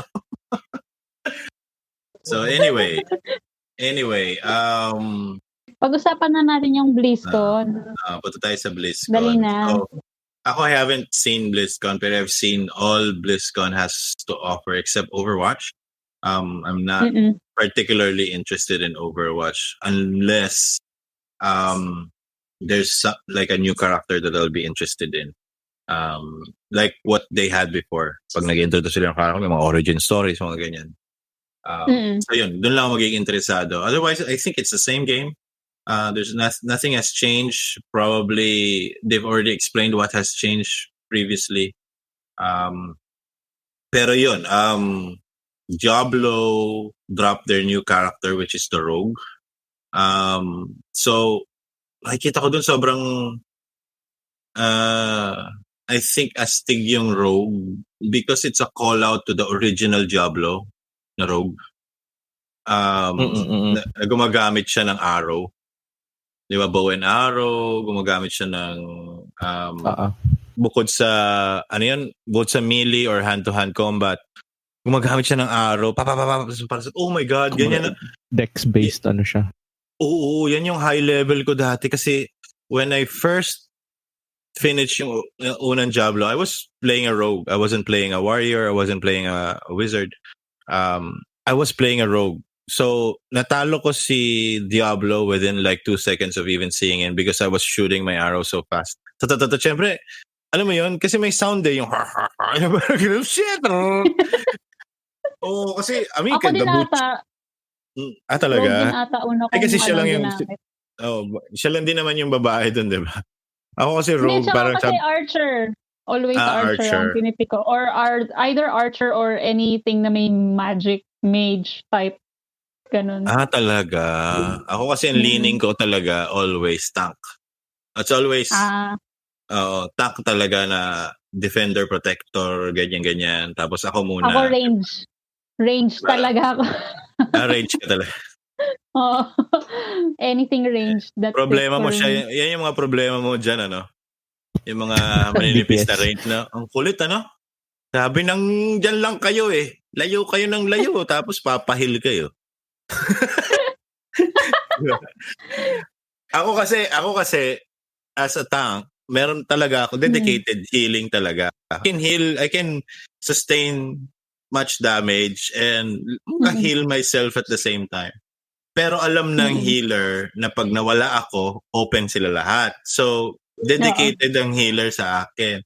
Ang makukulit talaga DPS kasi talagang, alam mo yun, nagsistray sa plano, tapos, kasi, may problema ba tayo, ha? Inang? Sabihin mo lang, nag-aagaw ng agro, yun ang problema ko talaga, agaw ng agro. Parang, nare-reset ko na naman yung ano ko, yung cycle ko. Parang, huwag kang makulit. Huwag kang, kasi ano yun, nakakatukso talaga. Because I've also played yung DPS talaga na, yun nga, kaya nga favorite ko sa ano is yung, I want to play a witch hunter.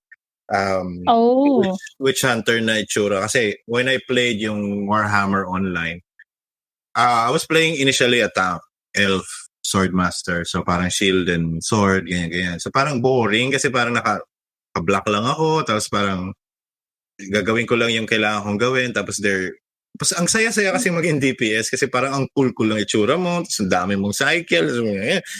Sabi ko, ang cool lang itsura nila. Parang talagang killer sila. Tapos ang dami-dami nilang kills. Yung ganyan. Pag multiplayer, parang gusto ko yan. Gusto ko rin tap ako. Ganyan.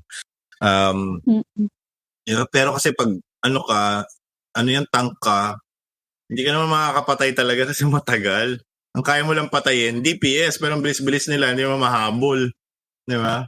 Kailangan mong isisi. Pero yun nga, so, ang nakakatukso kasi because you're so flamboyant, you're so good in killing, that sometimes you go overboard. And, parang, yung may instinct ka talaga na parang may naging narcissistic ka na parang pabida ka, ganon. Which is not the fault of the player because it's the fault of what the character is doing to you. Yun. Kasi nga, ito si John, I mean, you also have other tunes, di ba? Parang hindi lang naman healer. Pero when you're in the healer mode, iba talaga yung magiging mood mo. Ako, when I'm in the tank mode, iba talaga yung magiging mood mo. So, you're trying to roleplay on the character that you're playing. So, yun yung gagawin sa'yo ng DPS kasi talagang kukulit ka eh. Kukulit ka talaga eh. Kesa, lalo na yung mga, yung mga mid-range tsaka melee na DPS. Oh my God, ang hirap talaga nun. Yun ang problema ko talaga eh. Tapos sisisihin pa nila ako kasi hindi ko nakuha yung hindi ko na-taunt ng maayos. Namatay sila. So parang sabi, punta sa'yo, bakit hindi mo tinaunt? Parang, kinuha mo kasi ulit. Kita mo naman yung circle, napunta ulit sa'yo. Diba? Tapos alam mo yan, yung pinaka nakakainis dyan, diba yung biglang magbabago yung target ng boss. Parang, bakit nasa yan? Lalo pag inaanto ka na, ilang oras na yung tira dun sa boss, ang tagal-tagal. Sarang, ba't napunta sa inyo? Ala! Trabaho talaga minsan ng MMO eh. Yeah. So yun, siguro yung comment ko lang, yung comment ko kanina, sinabi ko sa inyo, sa Diablo, nalulungkot lang ako. Yung comment ko lang kasi parang nalulungkot ako, parang ilang dekada na, siguro natin let's say 50 years from Diablo 1 story, from whatever happened in Diablo 1. We could say that it's like 50 years na. From the original story, parang yung technology nila hindi nagbabago talaga. Sobrang hindi ba makarecover itong mga hinayopak na ito pabalik-balik si Diablo? Talagang hindi sila nagaan ng technology. Diba? Tsaka yung debate natin, diba dyan, yung discussion natin na parang sabi ko, well, alam mo sa Dark Ages naman, hindi naman siya talaga, exclusive lang siya sa Europe eh. Yung buong mundo, hindi siya naka-Dark Ages. Sabi ko nga, yung Islamic world is experiencing their golden age na parang science and they're inviting all ideas. Tapos, na-invento nila yung mga algebra, na-invento nila yung mathematics, yung paggamit ng numerals, ginamit na rin ng mundo because of like Islamic golden age. Pero yung, wala bang ganun sa Diablo na parang part ng world na hindi nila kilala si Diablo? Tapos, yung wala, diba? Pero siguro, I mean, they're still introducing characters. Sana, I'm not saying na gusto ko may baril, but I'm saying some semblance of technology, diba? Parang, diba? Na nag-move forward kahit pa paano yung time nila, diba? Diba? The engineer, ganun. Ah! Nagpe-place ng turrets, yung mga ganyan. Yeah! Into your barn. Ano lang naman siya eh. DPS support, di ba? Yung ganun. Pwede ka mamili kung anong turret gusto mo. Nag-heal yung turret or wala. Although hack and slash kasi yan, ang bilis mag-move ng one place to another. Magubos na yung mobs dito. Next mob. Knowing Diablo, it's procedural. Yung mobs niya is procedurally generated. So if you don't move your map, the mobs won't come. Hindi ka talaga madidetect. Kung nandun ka lang, nasa isang lugar ka lang, hindi pupunta yung mga kalaban sa'yo because it's coded that way that you need to finish the entire area para hindi ka ma-overwhelm. At imagine mo na yun. Either ma-overwhelm or sobrang dali ng trabaho mo na hindi ka na gumalaw doon sa map. Para saan pa yung mga pinagagawa nila? Hindi ka pala gagalaw. Diba? Pag enter mo pala ng dungeon, okay, pasok lahat. Okay, sige, halika na. Patayin ko na kayo lahat. Diba? So, gusto nila mag-progress ka, magpunta ka doon sa ano. So, doon lang siya papasok yung mga mobs, depende sa area. So, yun. May mga waiting, may mga coming from some other direction. Parang na-explain kasi dati yun eh, on how it works. And it's in Diablo 2 that they actually figured the entire thing. So, yun. Yun nga. Segue na nga yan Sorry naman. Speaking of Diablo 2, na-excite din ako nung sinabi nila yung magkakaroon ng HD remaster. Yun. Nayan ako. Pero alam mo ba ang HD remasters? Ito ha. Hindi I mean, I know it's like apples and oranges when it comes to like comparison of graphics, diba? Sobrang iba talaga. Pero alam mo yun, because of like evolving times din, with the exception of Final Fantasy VII because sobrang versus then and before, then and parang mga kuto lang sila, tapos ngayon polygon sila. Ngayon lahat cutscene na. Yun lang yung siguro yung sobrang malupit na talagang remake siya, hindi pwedeng HD remaster yung tawag doon. Pero yung HD remaster is parang katulad sa StarCraft, diba dyan? Parang ginawa nila yung sa StarCraft from pixelated to like the same graphics. The same graphics as now as StarCraft 2. Walang na. Because your brain sometimes doesn't remember what graphics was like compared to now because you saw the graphics then was like, wow, ang ganda. Tapos, ngayon mo na lang ulit siya napansin na parang, may nagbago ba? Maganda siya ngayon. Pero parang caught up ng times lang, ganun. Hindi siya talaga. Hindi. Well, dun sa stream, they talked about kung paano nila ni-remaster. Kasi iba talaga yung tech ng Diablo 2 nung lumabas eh. Oo naman. Yung mga characters at saka yung sprites lang daw yun 2D image eh. Tapos, totoo yun. Kasi it's still based doon sa Diablo 1 eh. It's still based on.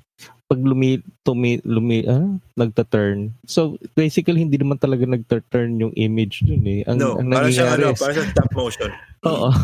So, ganun lang. So, pero, ditong Diablo 2, they kept down the engine, pero, nag-ano na sila ng mga 3D models. So, yun. So, kaya, dati daw, doon sa isang kitchen daw, dati parang white dots lang nakikita mo doon. Yung pala garlic yun. So, itong bagong makikita mo na yung garlic doon sa Oo. Pero yun nga, because of, personally speaking, how my brain works is like, I don't even notice the difference. Kasi gameplay ang natin usually. Because what you remember is the gameplay and the experience. You less remember the graphics. So when you play this new Diablo 2, it will be the same. It will be the same. Siguro na siya. Hindi 60 frames per second na siya. Kasi nga dati Oo, yung stop motion. Hindi siya stop motion.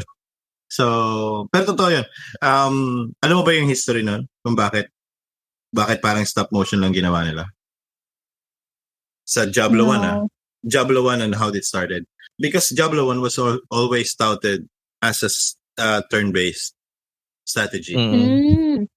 But because there's so many turn-based strategy, they opted to like, bakit natin gawing real-time strategy? Tapos nung nakita Action nila RPG yung mga, na. bakit naging, wala pang action RPG, hindi nila alam yun. So parang, pero nung nakita nila yung mga kalaban nila, if we call it real-time strategy, we'll be going up against yung mga other giants katulad ng Sierra. Di ba? Yung Command and Conquer series, yung mga ganyan. Like, yan yung real-time strategy. So, okay. Ngayon, so what nung pinakita nila, dinemo na nila kung ano what they come up with. Hindi, parang action RPG to eh. So, okay. So, they invented an entire genre because of Diablo 1. Yun talaga yun. Kasi cut out talaga yun eh, yung mga movements. Talagang, dahil because of turn-based, hindi naman talaga siya dapat gumagalaw. Dapat para lang siyang skip lang na gano'n, minomove mo lang sa mga tiles, gano'n. Pero dahil ginawa nila yon, so parang sped up version ng... Tsaka isometric view lang yun. Oh, yun nga. Kasi nga turn-based talaga siya eh. Wala silang pakialam kahit ano. Ang gusto lang nila parang may sarili silang parang Baldur's Gate, parang gano'n. Yun ang gusto talaga nila. Pero, they come up with that. Tapos na-inspired din yung mga ibang games sa kanila. Ultima yung ano nila eh, yung, what do you call this, yung inspiration nila. So, yun. Yan yung naging ano nila na parang, okay, this works. Everyone likes it. Tapos nagkaroon pa sila ng publicity, which is bad publicity. Lalong binili ng mga ano, kasi nga, demonic, mga ganyan. Pangalan ng game, Diablo. So, Diablo. alam mo yun, yung mga fanatics, yung mga Christian fanatics, parang, Totoo yan. hindi gusto nila. So parang, oh my God, yan yung parang demonic daw. Bili natin. Naka-curious no? Uy, ano yung Diablo game? Ano yun? Yeah. So, yan yung sa kanila noon. Yan yung, to think, meron akong ano noon. Oh God, I remember that. I remember that ultimate trade that I did. When I even asked the person, parang, sure ka, gusto mo to? So, it was 90s, yun, pirating, may nagpa-pirate na so it's easy to pirate a CD before. CD-ROM lang noon eh, hindi naman DVD. So, it was easy. So, I already have like StarCraft and then Brood War. Pero because yung early pirating days pa lang, yung case niya is legit. Mas maganda yung pagkaka-print. Wala nga alam box. So, it's just the CD case. Yung meron ako kaklase ng college na parang sabi niya, gusto ko talaga yan. Sabi ko, gusto ko sa'yo na kasi naka-install na naman sa akin eh. So wala nang silbi yung CD. I'm not running it and all that. Na-install ko na siya fully. Parang kinopya ko yung buong CD kasi maliit lang naman yung mga laman CD nun, di ba? Kinopya ko yung isang CD, nilagay ko sa hard drive. So nire-read na ng game na parang nandun na yon. That was before mounting before mounting the virtual disk. So, yun na, nakalagay na siya doon. So, wala na silbi sa akin CD. Sabi ko, sige, ganyan. Gusto mo, sa'yo na lang. Baka may game ka dyan. Sabi ko, sige, meron akong game, Diablo 2. Sabi ko, sige, okay. Kala ko fake yung Diablo 2. Oh my God, I was given a box. Binigay sa akin original Diablo 2. Sabi ko, oh my God. Meron pa yung, alam mo yun, may manual, may ano. Oh, yan. Sarap talaga ng mga games. Ganda ng mga games talaga dati na may manual, ano? Totoo. Ngayon kasi wala na eh. Wala kahit na. papel, Ano na wala lang. na. Parang, ang tawag na nga nila ngayon, insert. Di ba? Wala Thank nga you. eh. Kahit Thank you kahit for buying the game. Na eh. Wala na talaga. Oh my God. Environmentalist. Paperless na daw. Oo nga. Kaya ako, digital na nga lang ako ngayon. Hindi. Team physical pa rin ako. Team physical. Mga collectors dyan, mag-ingay. kahit yung mga mahihirap Kahit sa ano. Africa. Sila yung gumagawa ng mga components para sa DVD mo, sa Blu-ray mo. Hindi ka ba sa kanila naawa? Hindi, totoo yun. Hindi, totoo yun. Siyempre, galing sa mining yan yung mga materials to create a CD. So, Ay, bakit ba? Collection yun eh. Guys, nakita niya na. Siniraan. So anyway, ano ba yung isa pa? Uy, may bago na naman episode ng hindi na natapos ang WoW talaga, no? Pero it's still a good story, no? Grabe. Grabe talaga tong hari ng MMO na to. Burning Crusade ba yan? Hindi pa yung Burning Crusade. Yung Ay, baka ba? Ay, sorry. Ano yun dyan? Chains of Domination? Yun, Chains of Domination. So, may bago na naman episode si Draw Ranger. Dota lang. Si Track. Si Sylvanas. Sylvanas sa WoW. Hindi ko kailangan. Draw Ranger ang bata. Yun lang alam. Draw Ranger? Yun ang alam. Hindi alam yung tunay na. So, yun. May bago na naman siyang May bago na. Talagang tuntin yung episode niya, pero yun, I think she's gonna turn a leaf because parang naawa na yata siya kay Arthas.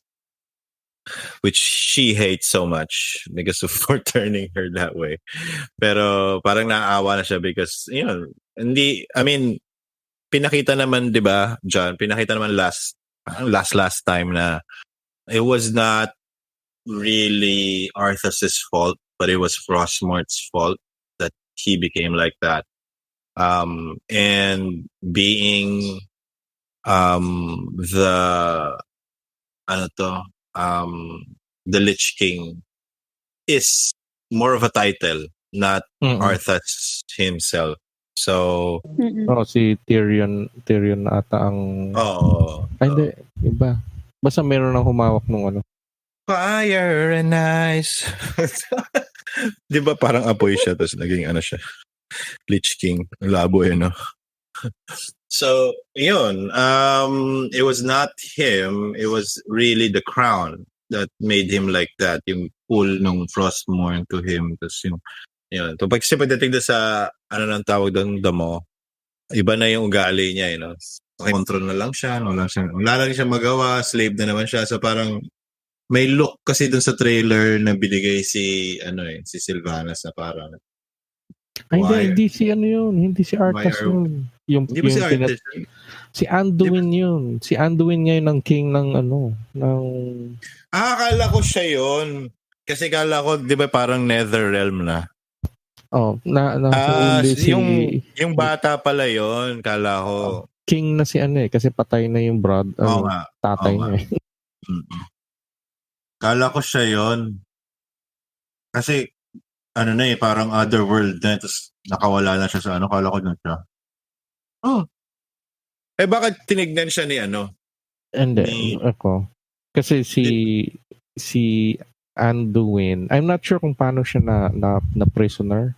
Pero alam ko, parang he's trying to convince Sylvanas na wag na sumunod dun sa kung ano man ang big bad. Ako, siguro lang.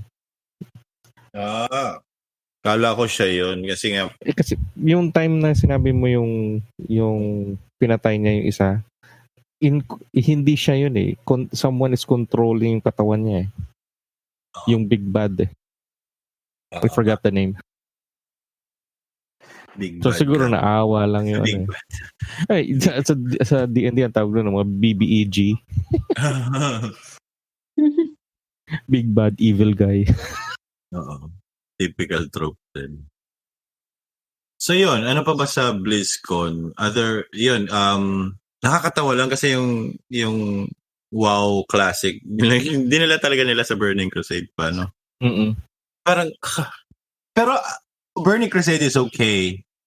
I think, sana yung medyo ayaw na ng mga third expansion ba? Second lang yun. Hindi, third expansion ba yung ayaw na nila? Ano, Yung parang ano ba medyo simula doon? marami ng criticisms. I think Ay, Burning Crusade hindi. was the Ano yan? greatest. Classic. Burning Crusade. Lich King. Oo. Then, Cataclysm ata. So, okay pa sila sa Lich King. Oh, maganda ang Lich King. Okay. Yung They're gonna make Cataclysm it. ata yung ano. Naman. Yun ang pinaka-worst yat. Or Pandera. Akala ko maganda yung reception nila kasi parang I don't know. gusto nila ng mga panda. Tapos pwede ka maging Uy, neutral. pero Diba? speaking of BlizzCon, di ba meron ding in-announce about Hearthstone? Di ko lang sure kung na-mention nyo kasi nakatalk ako kanina. Ay, si Jan, follower yan. Addict yan sa Hearthstone. Push May dyan. bagong, yun? Yung old core set, papalitan. Gagawin lahat bago na yung core set. Kasi it's part of the revamp ng ng Hearthstone para sa modern gameplay na. Pero what's interesting now is barons ang ginamit nilang as ano no? Yung kasi sa World of Warcraft, merong area doon ang tawag the Barons. The Barons, okay. Yung may Barons chat. Pero anyway, yung buong expansion is only based on that place. So medyo iniba na nila yung ginagaya nila kasi Magic. Oo. So ngayon yung sa Barons. Hindi, yung ginawa kasi ng MTG is every expansion, it's not the characters that you're... Kasi I think so long yung Hearthstone is like focusing on factions, di ba? Factions or yung isang evil guy, ganun. Oo, ganun. Pero yung sa MTG kasi, you introduce a place and what's happening to this place or an event. What's happening in that event, who is involved. So sila yung gagawa ng cards, sila yung gagawa ng mga bagong looks. Yun. So yung mas madali kasing gumawa ng story pag ganun. Mas madali rin gumawa ng mga cards based dun sa story na yon. So yun yung I think naging inspiration ng Blizzard because sila naman talaga yung king ngayon. Hearthstone is technically based naman din yan sa WoW meron ng story dun even yung cards na pinapakita si Mankirk if you played WoW alam mo na yung story ni Mankirk buhay na yung universe kasi ng WoW. All you need to do is just focus on a place and yun, so makakuha ka ng mga feedback sa na parang sana dito naman, di ba? I like it kasi, interesting kasi it's horde focus mukha talaga? Tignan mo yung trailers. Look, may din kasi may ganun din kasi talaga sa MTG na parang medyo pabor sila sa red this time, pabor sila sa green, pabor sila sa yan. Yung parang depende kasi kung saan lugar talaga naganap at kung sino yung characters involved sa story na yun. So, doon magpo-focus. Ang lang kasi yung mga players na dadala rin, mag-change deck din sila na parang, ba't ka change deck? Di ba? Ay ako kasi, gumawa ako ng parang incorporate ako ng cards based on sa mga bagong kasi syempre maganda yung card. Sayang naman, lalagay ko sa deck ko, di ba? Pero it's the formula is still the same. Di ba? So, it can still beat any card out there. Doon lang ako na medyo na-turn off sa MTG kasi nga nagiging seasonal yung mga top decks. Ibig sabihin, this top deck is only good because it's this season. So after this season, hindi effective kasi may bago ng top deck, which is I hate. Dapat nag-i-improve lang yung deck na original or may bagong deck na magawa. Incorporating luma din ng mga ganun. So yun. I think it's marketing strategy so you could buy more cards and you'll discard your old ones. See, if you can still keep the old ones, you're not gonna buy any new. Speaking of, itong core set na sinasabi na, if I heard it correctly, yung core set is all free. Tapos, parang yearly, they're gonna change or tweak the core set. Para. So parang okay. Interesting. Okay. Bahala sila dyan. May bibili pa rin naman. May magbabayad pa rin naman sa kanila. Oo, meron pa rin.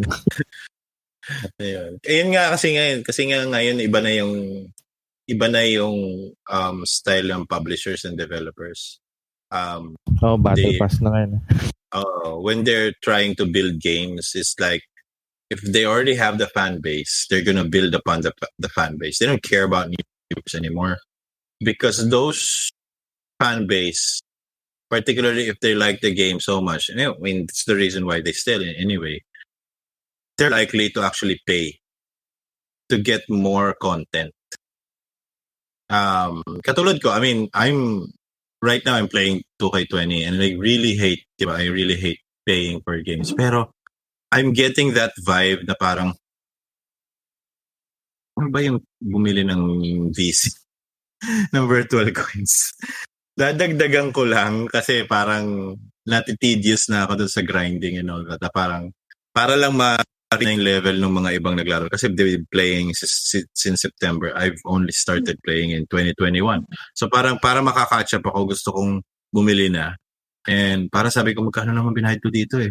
If I really paid for the game, it was like gonna be 3,000 pesos. So 700 lang binayad ko dito. So, can I shell out 1,000 to actually pay for ganyan-ganyan?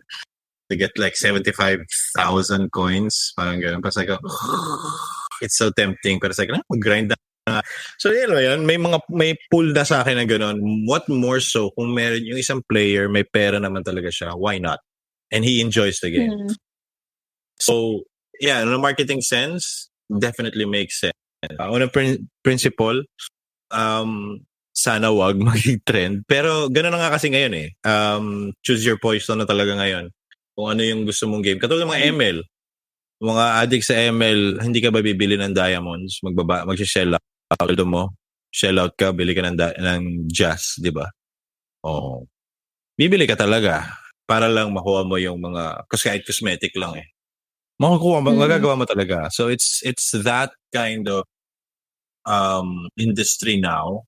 And gone are the days where you actually look for the next new big thing. That part is changing. So I think it's better if like what I did, like subscribe ka na lang sa mga parang Netflix type. Sana lang may all ano yun, yung parang lahat incorporated kesa yung iba-ibang publisher, ibang subscription. Ang gastos na. Yun lang.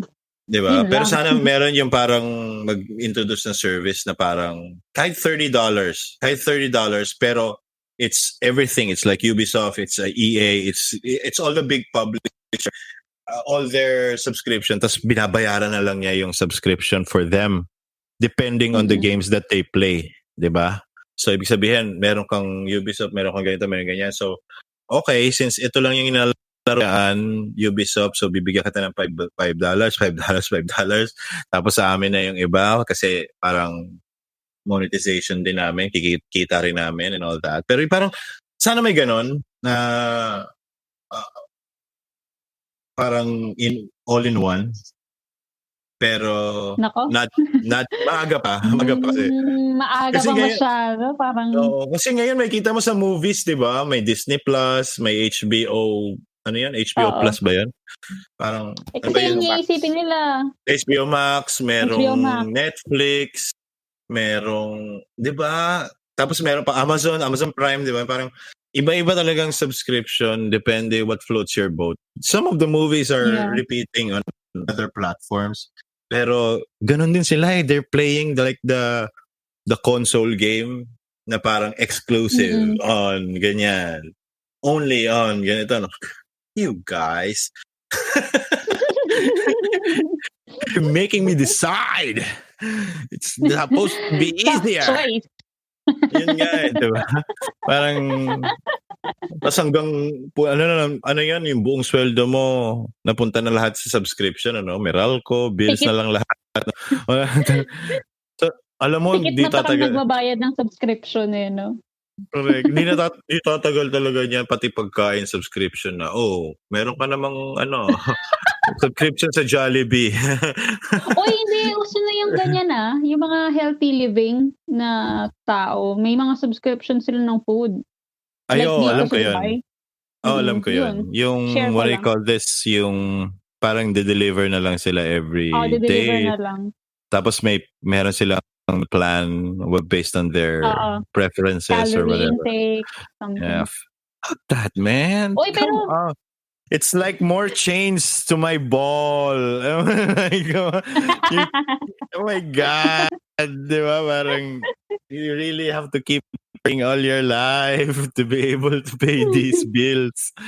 Pati pagkain. Diyos ko. Maglabas nga tayo dyan. Mag-business na lang tayo dyan ng tubig ta subscription service, no? Na? Kape. Na, tapos ma-monitor lang natin yung consumption nila. Na? Mineral pa to mineral to because yun yung pinakamalaking scam, di ba? No one drinks on tap water anymore. They're too lazy to buy a filter. Samantala ng panahon lalagyan lang ng filter, foam, lalagyan ng goma, minum ka dyan. Okay na yun.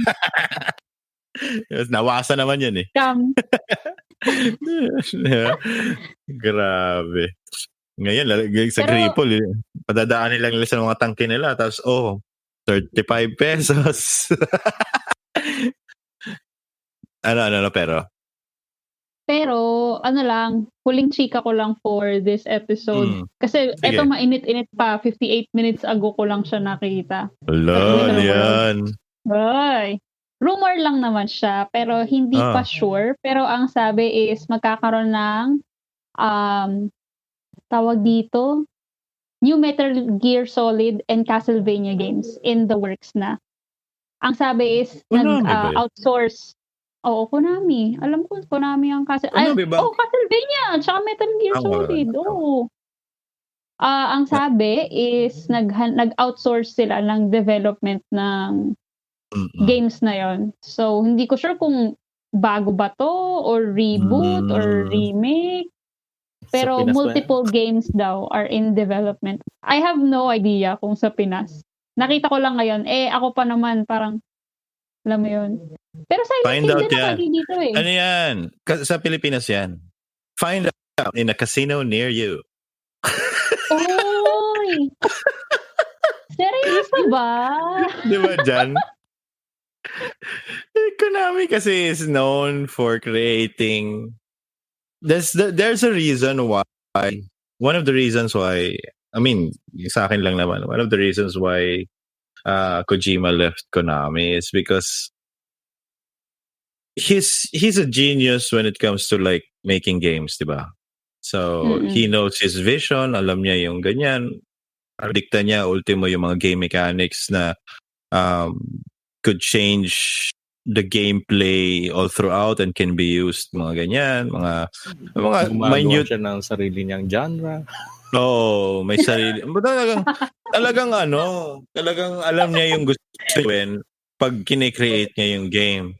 Pero I think one of the reasons why he also quit is because Konami is probably using their expertise to actually make a great slot machine for their casinos, their slot machine business. Kasi talagang isa yun sa mga money makers nila pachinko, yung mga ganyan. Konami, siya kasi nga, di ba, conglomerate yan malaki yan Yakuza pa yan, paano matatanggihan yan? So, malis, siguro, na siya, di ba, pakyo kayo, sa inyo na Metal Gear Solid, gawa ko sarili kong genre. Di ba? Mailing service game. Simulation ng Lala Move. Tsaka pa yan yung mga grab. Charot lang. Ay, nako. I don't know. Anyway, so, yun. I think that's it, no? Is there anything new from Overwatch, Jan? Parang environmental. Well, they're just improving the game, ganun lang.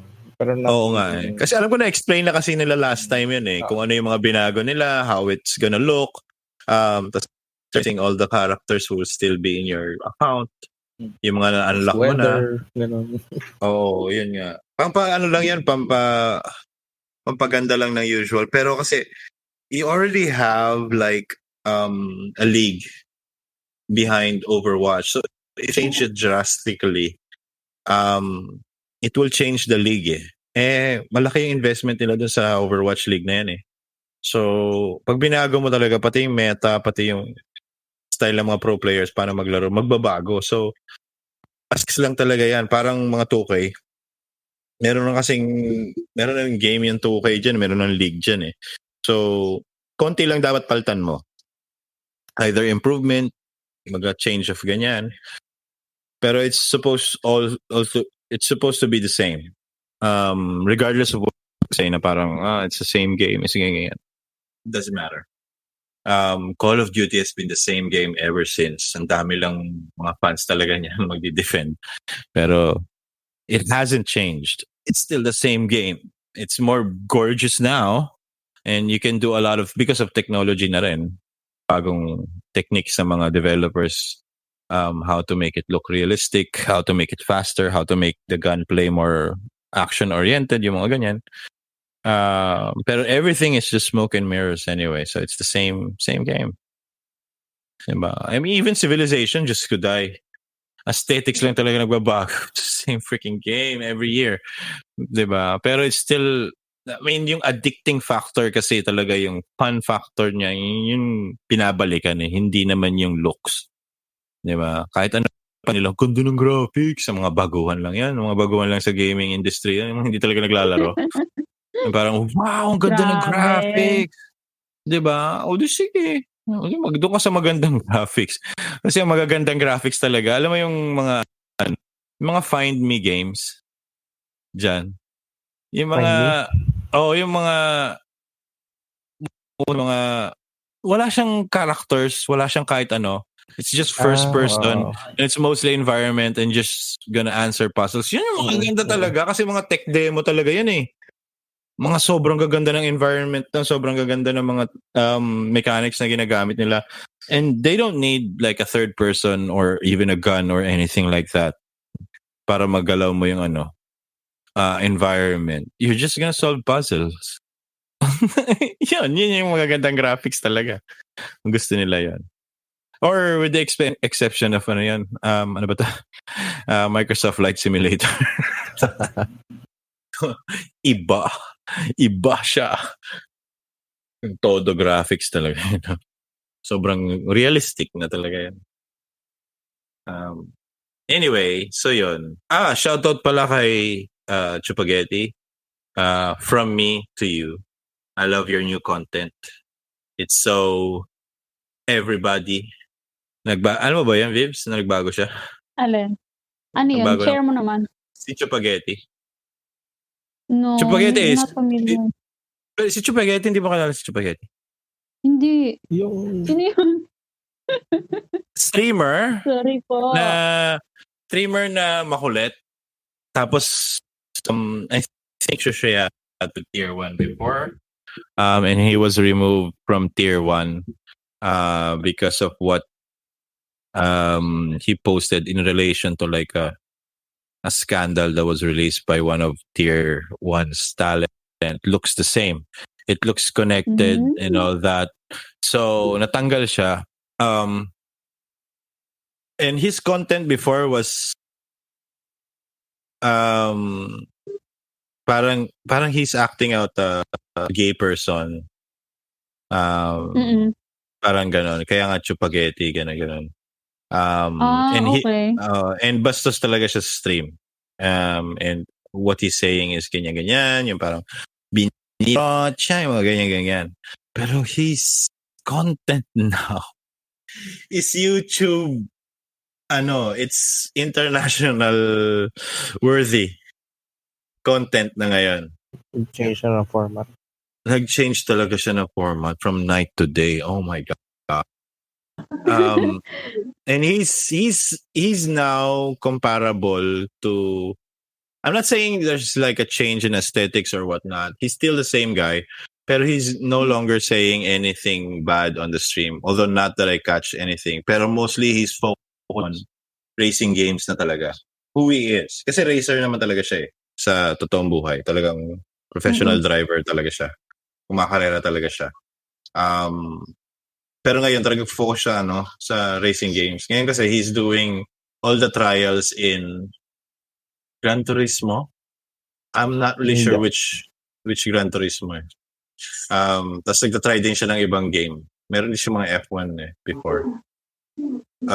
Pero seryoso na siya ngayon. Tapos ina-explain niya bawat nangyayari. So I was like, what the hell? What's going on? So, tsaka YouTube na siya. I think he's just following the guidelines. Tsaka English siya, English. Hindi na siya Tagalog. Taray. English siya sobra. Blow 100%. up. Oo. Siguro pag may bumati lang na Pilipino sa chat na konti, tapos yun. Shoutout kay ganyan, okay. Pero naglalaro pa rin siya, tapos just a few seconds, balik, talaga siya, serious character ulit. Oh my God, this guy changed. So it was like, whoa. Parang TikTok, whoa. Character development. Grabe. I mean, shout out. Good job. I like the content so far. Not because it's English or whatever, pero talagang yung act of changing your persona. Oo. Hirap kaya. Iba na. Baga parang parang comparable kung si Bianca tapos biglang praise the Lord na yung sinasabi niya doon sa stream niya yung kakaiba nga naman talaga yan, di ba? Yung sinasabi basta si Bianca I'm saying parang biglang tahimik lahat. 360 degree. Oo, tahimik lahat ang simp bigla, di ba? So parang, sino yan? Di ba? So yun. Nakakatuwa lang talaga yung gano'n na. Kasi, I mean, I'm all for the future of like Filipino listeners. And someone who is homegrown that would be recognized not just internationally but followed, lalo na yung North America and Europe, na parang parang Felix, di ba? Si PewDiePie. So parang ganon na parang hindi naman siya taga US, di ba? Tapos eventually biglang based na siya sa US, tapos dami-dami niya ng pera, sila Ninja, yung mga ganyan. Talagang ganon level, tapos Pilipino, tapos homegrown. Di ba? Hindi siya yung PhilAm. Kasi pag PhilAm, meron pang may marketing stint pa yan na what's up my Filipino fans? Alam nila lahat tayo nasa social media, so sikat ka. Like, oy, kabayan! So, diba? Ano yung tawag? May tawag na ba doon ngayon? Pinoy baiting? Saan? Pinoy baiting. Pinoy baiting. Pinoy baiting. Pinoy pride. Yun talaga yung marketing nila, Pinoy baiting. I mean, sa YouTube lang, tagal ko na notice yan na parang mga foreigners reacting to reaction channel. Reaction channel. Tapos, di naman nila naiintindihan language. Kakain ng balot. Keme. Hindi kaya. Ay, nako. Well, tingin mo yung channel ni Finding Tom. May inano siya doon about Pinoy baiting yun. Oo nga. Ganda nung niya. Yeah, pero I mean, lahat naman sila guilty in one way or the other. Because of the reaction din ng na parang, oh my God. Diba? Kahit nga sa streams nakikita ka dyan, hi from the Philippines. Katiti! I love you from Manila. Yes! I love you from Cebu City, Philippines. Kailangan pa talaga sabihin, Anyway, so, yun lang yun. Kung wala pa kayong pera, hindi kayo pwede mag-Pinoy baiting kung Pinoy kayo, Alam naman dito. Itirahin ka namin. Pag Pinoy, di ba? Tapakan lang dito. Pero yun. Pero I mean, wala man ng mga ibang streamers na Pilipino ka, didikit sila sa'yo. Oh, really? You got Filipino fans? Yeah. We love Filipinos. Boom. Instant content. Instant content ka agad yun. Ay, nako. Mga Pinoy. Anyway. Last na chika na lang sa akin, Inang. Sige, go. Last, hindi chika. Plug lang. Guys, meron na po kaming Facebook group. Kung gusto niyo mag-join sa kulitan, discussion, and feedback about our episodes, join the group. And hindi lang to para sa puro kalaro, di ba? Para rin to sa gaming in general. Like, pag may mga gusto kayong i-share, ganyan. Yun lang. Ikaw, Inang, may gusto ko bang i-add? Bukod doon, di ba dyan, we still have our voice channel available for them on our community Discord, di ba? Oo. Oh, so guys, if you want to use that, let's say, wala naman kayong Discord channel or wala kayo ng mga meron kami. Uy, grabe siya. Hindi, I mean, kasi sometimes you have to pay to get certain features and all that. So, if you want to use our community to actually just simply play games or ganyan-ganyan, use, hindi na kayo find players. Oo. Doon na kayo sa amin. I mean, we're not stopping you from anything. We're gonna moderate some discussions. Lalo na kung medyo nag-aaway na kayo dyan, mga nagpapatay na kayo dyan. Di ba? Console wars, gano'n. Nagpupuntahan na kayo sa bahay. Wala namang gano'n. So, lang. Game lang tayo. Fun lang. Yan, kulitan. Nag-comment na nga ako sa isa. Tawa lang kasi ako sa pangalan ng game. Yun din. Tara bro, mag-yun din tayo. Parang it sounded wrong, It sounds wrong, but it's probably just me. Parang yung meme sa Smash Bros. Tara bro, smash. Uy, no homo. Oo nga. Tara bro, smash. Mali. Tara bro, smash tayo. No, Smash Bros. Mali pa rin. Oh my God. Okay, so yun. Thank you very much, guys, for listening. Once again, another Chikahan episode and sidetrack episode to the max. So yun. We'll have a guest. I'll try to find a guest for our survival games. May guest na tayo. And hindi, iba pa naman yun. We'll try to schedule it naman. So so yun, may mga kalay naman kami na guest and all that. So just wait for it. Antay namin mag-confirm. Abangan niyo yan. Or sumagot man lang. Oo nga. Pansinin man lang kami. Shout out sa inyo. Joke lang. Yun. So, yun. Thank you very much, guys. Another good day. Huwag masyado puro kalaro. Have a great day. Bye! Bye-bye.